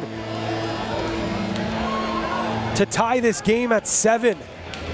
Well, they are the Shamrocks, and the floor says rock despite no home team here, and they get a near home bounce. Is that one? I want to see him going through the crease here. Oh, yeah, yikes. Everybody's yelling about it, but no flags. And Riley O'Connor is screaming as that one's shown here in-house on the video board as well. And we are tied 7-7 regardless. And that is an unbelievably tough pill to swallow for Will Johnson, who's been a hard hit on the back as we... And it is a penalty, arms high. Get a penalty here. Put your tinfoil hats on, possibly make-up call, regardless what it is. Call down on the floor is going to stand. It's going to be a penalty here as Willem Firth has it now. Back over to Anderson. Anderson back to Firth. Firth over to Collison. Collison shoots around his man. Rebound picked up on Raposo. Ball still live here. 40 seconds. 40 seconds left on the clock as we'll see now. Hickey comes onto the floor. Raposo comes off, and here comes Palmer. Toronto still got 2 timeouts Firth to play through here. drags it. Comes back up top. Finds Anderson. Anderson takes that shot. Picked back up. Goes off the stick of Firth. 12 seconds to go here. Firth with it now. Firth still has it. 8 seconds. Palmer with the skipper. Big stop by Bland. And now it is picked up here. So 3.4 seconds to go as the Beaches will have another chance here in regulation. See, a legal cross-check on Braden Lady, who has had such a strong, tremendous game here. And this is that tying goal again, but nothing anybody can do about that. Is, again, no challenges here. Firth starts things off. Collison with the outside shot. That goes off the leg and turned aside with a big, big stop here. to keep this tied. Man, this Shamrocks team, a lot of them talked about that 2019 Minto the last time out, and Jonathan Donville breaking hearts and using it almost as motivation coming here now this year. And they've been there, and they said, you know, we got the hotel thing out of the way, we got the go out for dinner out of the way, now it's business time. And fighting back after that Beaches run and being down this entire game to fight back and get that 7th goal, regardless of what you thought about it, we are tied. And I've been told it's going to be a full overtime period. It's not sudden death here in the Minto, so. We'll actually send it down to Jonathan Donville, who is down by the bench hearing the refs talk to both coaching staffs. Jonathan. Yeah, there's definitely some confusion here, and I think the refs actually went back and checked it, but it will be a sudden victory. Okay. So 2-minute break here, and then a 10-minute sudden victory. Beaches will expect them to use the timeout, I think, here. They'll probably drop one play. This is where Phoenix Lefebvre comes in really big for Beaches, right? They just basically get to keep this ball. At least that's how it's gone for most of the game. I would expect they'll have a play drawn up, and then if they get a second look at it, take a timeout here, try to draw something up. If your Beaches, obviously not, breaking any news here, you want to finish this thing off on the power play, not let it get back to even strength here. Well, and Pat, as we're going to see this goal again, Riley O'Connor, avert your eyes. Yeah, we're going to get a great look here. Here's off the stick. And Manning is... That goes off the post. He's in the crease now. Man, that would actually be, as we go like frame by frame, that would be... wow. NLL, I don't even know if they're bringing that back. And here's the thing as well, Matt. Obviously, no replay challenges here, but also the fact in the NLL, you'd have an overhead view, you'd have multiple camera views. So, right. And still the fact there, I tend to agree with you, they would be looking at this one for a very long time. So here's the thing that we haven't talked about yet is, the standings battle. If you go down 0-1 on day one, one of these teams is going to be 0-1. Yep. I mean, you're behind the 8 ball for the next 2 days, possibly facing, 4 straight days of games going into a final series. That top seed gets through all the way. They get the bye into the final round, and then the semifinal is the next 2 teams. Well, how many times have we seen, that number 1 seed just gives you so much advantage? I know it's only one less game and it's 1 day of break, but, you've just seen historically it's become such a huge benefactor. And to Jonathan's point here, Jeremy Phoenix Lefebvre setting up at the faceoff dot. DeChico's going to come out to take it against him. Everybody is up in the offensive zone of the Beaches except for Andy Dalton playing back, the one defender back in the Beaches zone. And that's why. And for anyone who's just tuning in now, of course, it is a 10-minute overtime period, but it is sudden death. First team to score will start this tournament at 1-0. Beaches starting with now on the power play. Over to Firth. Firth takes a shot. Bland makes a big save, though. He has been virtually unbeatable since the start of the third period. In fact, hasn't let in a single goal. Wilson going to start things off for Victoria. 1:17 left in the penalty. That ball goes off the stick of Dodds. Very uncharacteristic turnover as the Beaches didn't chew too much time off the clock there of their power play. So about a minute to go. And as Donville mentioned, no shock here. They want to try to get this one on the power play. Get it done quick. Not get it to 5-on-5 lacrosse. Collison, skip pass. Over to Accioni. Back to Collison. He's got 3 already. Big stop there. I think Bland might have been screened as it was with the last millisecond he was able to get over and make a save. And there is where we get the timeout as Riley O'Connor already has the whiteboard out. He's going to try to draw something up for this deadly Beaches offense. Jonathan, we're going to send it down to you. Yeah, and just to kind of repeat it again, 40 seconds left here. I think that's what Coach O'Connor was looking at, was one more chance on the power play. Let's try to finish it off right here. I think if Victoria goes back to that diamond, I liked having Willem Firth in the low corner, similar to how Dodd's, how we were talking about Dodd's doing the same thing, but I think that it's got to start with Willem. Instead of trying to feed it or trying to cut him through, let him be a creator. Puts a lot of pressure when you have a good feeder at the bottom of the diamond. We'll see what Victoria does coming out here. But I would look to make the crease guys be feeders and be playmakers. And the easiest way to do that is to put your best player down there and give him the ball. Great point there, Jonathan. Thanks for your insight. We are in overtime here at the CAA Center for the 2022 Minto Cup Championship, the Canadian Junior A National Championship from Brampton. Of course, stay with us here in overtime, but coming up at 8 p.m., just over an hour, we'll have the Ontario champions, the Whitby Warriors, taking on the champions from Alberta, the Miners. And they're really excited to get into this tournament, talking to them before the series. They are a fast team, and stay tuned in for the buckets alone, trust me. Just quickly, we're going to throw it down to Jonathan Donville before this starts up again. So, update, it's not sudden victory. It is full 10-minute overtime period. I think there was some confusion there. It's not sudden victory. It's going the full 10 minutes here. There you go. This is why we have Donville down on the floor. Producer Don Ace, lacrosse superstar, he can do it all. So that certainly changes things. Obviously, you want to score here on that power play, but it doesn't quite make it as life or death. And again, Owen Russell, I know I don't get a vote for MVP for here, but man, I certainly would be thinking about giving it to him. Say it a little louder for the voters in the back. Manning on the crease with a couple of defenders on him. Little flip pass over to Wilson. Wilson with a shot right off the chest. And Johnson makes a save. So we have an update, as first reported by Jonathan Donville. It is, in fact, not sudden death. Overtime had some confusion down on the floor.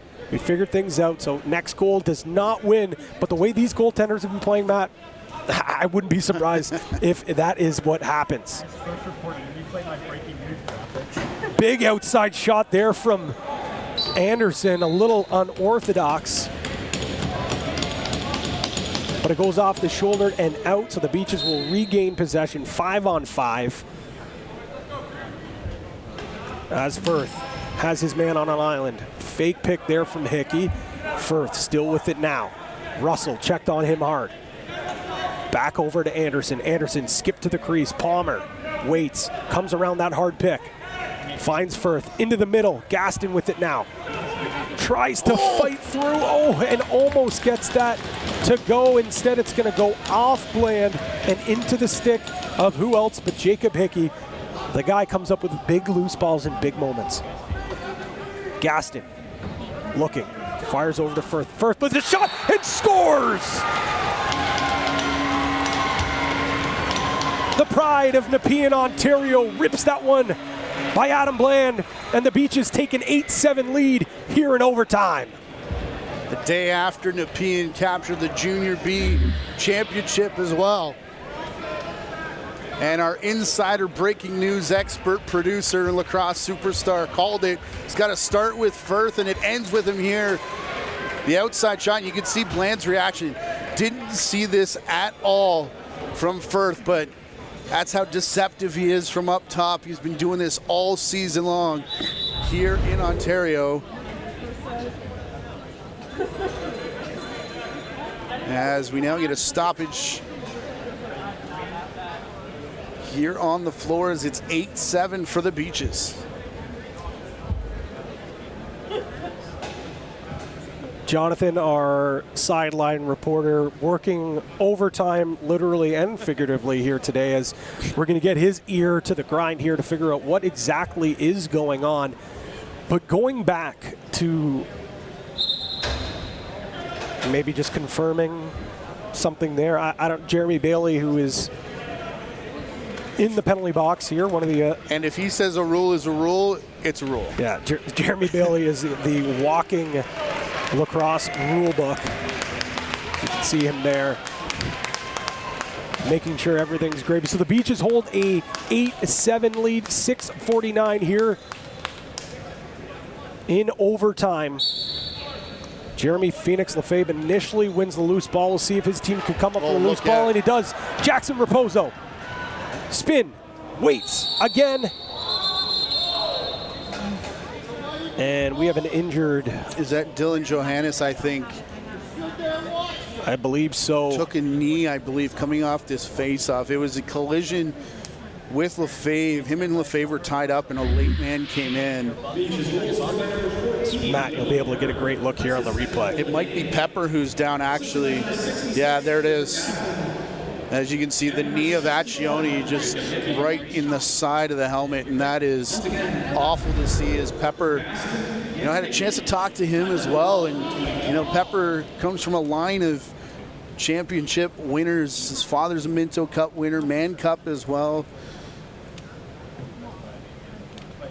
and that is tough to watch here on opening night.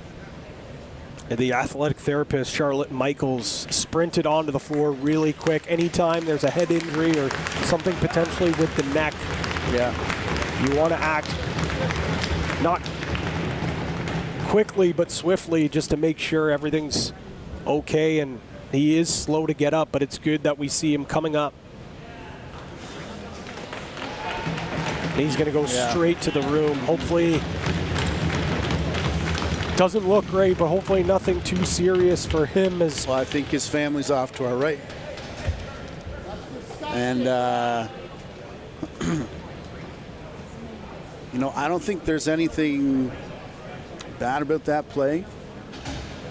Just an unfortunate thing with Accioni coming in after that loose ball hard for the face-off. And, Pepper goes off and goes back to what we were saying before. I mean, this is just, it's such a tournament of attrition. And we see it here already in game number 1. Kyle Pepper hoping for the best for him. Hopefully his week is not cut short. The St. Bonaventure's product. Anderson fakes. Still has the ball. 14 seconds on the shot clock. Now it comes out, as that's a great check there from Denton McDonald, who has been a Swiss Army knife for this Shamrocks team. And again, another cause turnover by McDonald. McDonald had to play a little bit of offense while some of their players were away with Team Canada. He's a guy that stepped up quite a bit for the Shamrock team, and he's stepped up here on the defensive end for the Shamrocks here tonight, especially in overtime. 8-7 the score. Shamrocks looking to tie things up. Dodds, he's checked hard by Taylor Dooley. On the other side of the floor, it's DeChico. DeChico skip pass to Wilson, and it's a big block by Dalton again. What a game from Dalton. Raposo on the run. Runs into a double. And that one's turned over. As we'll see, Raposo, he likes to take those chances, but in overtime, maybe you like him to pull out a little bit quicker. Manning sees some daylight. Pulls out though.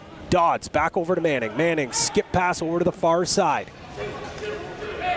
Again, Hallowell with it, looking. He's waiting. Skip to the top. That one gets away. It's going to be over and back as Mitchell Sandberg's not able to hold on to the rock.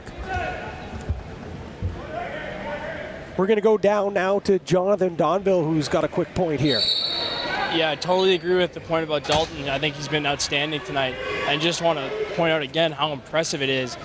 Dalton and some of the other guys on this team were playing in Ireland in the World Championships like 48 hours ago.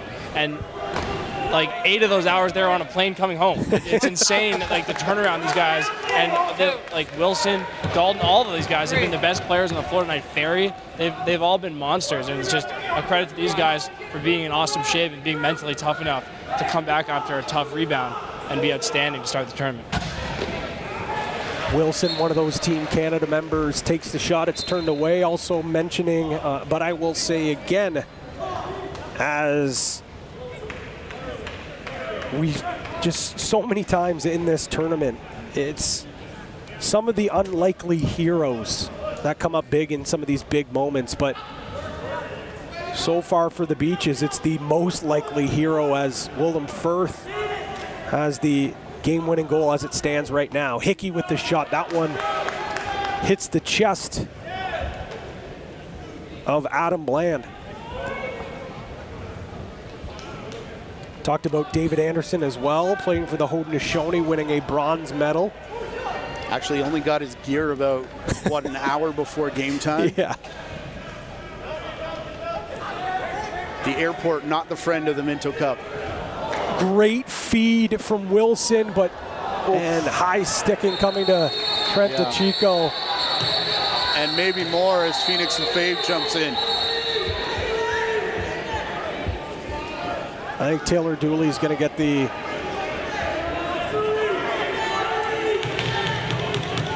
I believe Dooley is getting pulled in as well.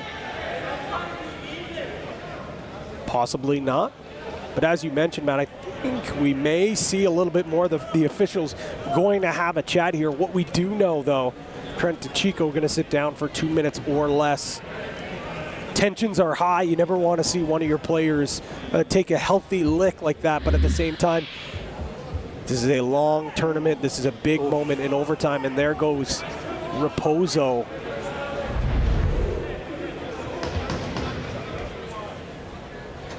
And I think initially it looked like one of the officials did point to Dooley. What it looked like it was getting into the box, but I think he was actually saying get out of it, stay out, stay clear. So the Beaches here with a huge, and I could not state more, a huge opportunity to take a 2-goal lead with the man advantage. Firth with the outside shot. He goes low to high right into the shoulder of Bland. That was close to back in. Yes, it was. Wilson with it now. He might have the green light to take it to the net. 3 minutes left. Wilson over to Manning. Manning, face dodge, beats his man. Rolls into a double. Still with it now. Now the ball comes loose. Goes behind the back into the corner, and Dalton's going to pick up the loose ball. Man, that was probably one of the easier loose balls Andrew Dalton has had tonight, but he has been a factor all over the defensive end with block shots, cause turnovers, and loose balls. 1 minute 9 seconds left in this power play. 2:38 in this overtime period. Collison with it now. Skip pass to the crease. And it's David Anderson not able to corral it. Look out. Neither is McDonald. And that was close to back over right at the it was. Center line. May have even been. 2 minutes and 12 seconds now. 40 seconds remain in the power play. Beaches lead 8-7 over the BC champions, Victoria Shamrocks. Firth, that one falls out of his stick. Broken play now, 6 seconds on the clock. Hickey back up top to Collison. Collison with the shot. Big save, and that ball's gonna trickle all the way down the floor to Ado Solomon. Solomon, the UND product, gonna try to rag this as long as he can until he can get it to another player. He does, as Sandberg now has it. 4 seconds remain in the Beaches power play. The Shamrocks successfully kill it off now with 1 minute 30 seconds, and it's Dooley picking up the loose ball. Dooley with Ferry. Phoenix Lefebvre has it now, and he elects to pull it out. Smart decision by Lefebvre, who gets that over to Palmer. Palmer and the Beaches play a little catch here. 1 minute 9 seconds to go in this overtime period. The OT hero so far, Willem Firth, with the ball in his stick. Can he get another one? He waits, spins, over to Collison. Collison takes that shot. Again, another close call. Probably should have been a penalty there. Maybe a little bit too close to call. Bland, he's going to be on the bench. It's a 6-on-5 opportunity for the Shamrocks. Can Victoria tie things up? Wilson over to the far side. Dodds to Manning. Manning back up top. Shot from the outside from DeChico. But Will Johnson, who has been nothing short of brilliant, makes another save.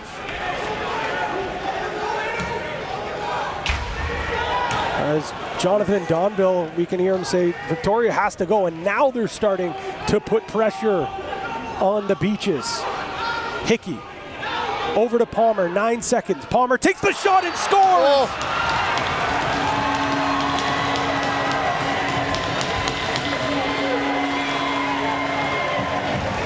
Greg Palmer blasts that one from Danforth. And beats plan for the insurance marker with 12 seconds to go. Jonathan, take it away.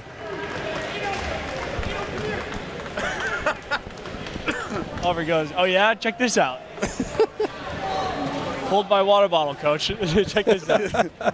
Hold my Gatorade. Yeah. Patty, what were you saying about the least likely guys that show up in the biggest moments in these tournaments? And Greg Palmer, who would have expected that to get the icer here? And I mean, the Shamrocks are going to have work to do in the rest of this tournament. As seconds tick off, and for the first time in franchise history, the Toronto Beaches are victorious in the round robin of the Minto Cup. And Andy Dalton threw the ball away. He gave it back to the ref. What an unbelievable game to start the Minto Cup. The Beaches knock off the Victoria Shamrocks 9-7 in overtime. Man, if this is any indication how this tournament's going to go, Matt, we're in for a good one. All spectators will be asked to leave the arena and re-enter. Yeah, I think the teams are going to line up for that players of the game presentation, but my goodness, you can't blame that man right there, Adam Bland, who absolutely stood on his head as he's done all season long for the Victoria Shamrocks. And just 2 goals, was it, from in the last overtime and last period? Wild stuff, and we will get the player of the game awards handed out here. So the Victoria Shamrocks, as we said, a couple of players you could have gotten into, but Casey Wilson, 4 goals and 4 absolutely beauties for the University of Denver products, being rewarded for his great game. But the victorious Toronto Beaches, in fact, it's the overtime hero, Willem Firth, who picks up his hardware in his first trip to the Minto Cup.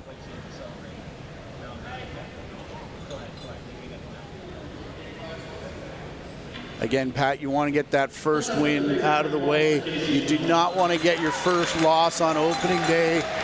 And I mean, this just changes the tournament for both of these two teams dramatically, especially with Toronto now looking ahead to the minors tomorrow, and then they'll cap it off with the night on Wednesday with Toronto and Whitby, the rematch there. Well, the Toronto Beaches draw blood first as they knock off the Victoria Shamrocks 9-7 in overtime. Don't go too far. In less than 50 minutes, we will be back here with game number 2 of day number 1. It's the Whitby Warriors, the Ontario champions, taking on the minors of the Rocky Mountain Lacrosse League. I want to thank everyone for tuning in for today's presentation of the Minto Cup Championship on the OJLL YouTube stream and, of course, TSN.ca. Come back at 8 p.m. for more Minto Cup lacrosse action.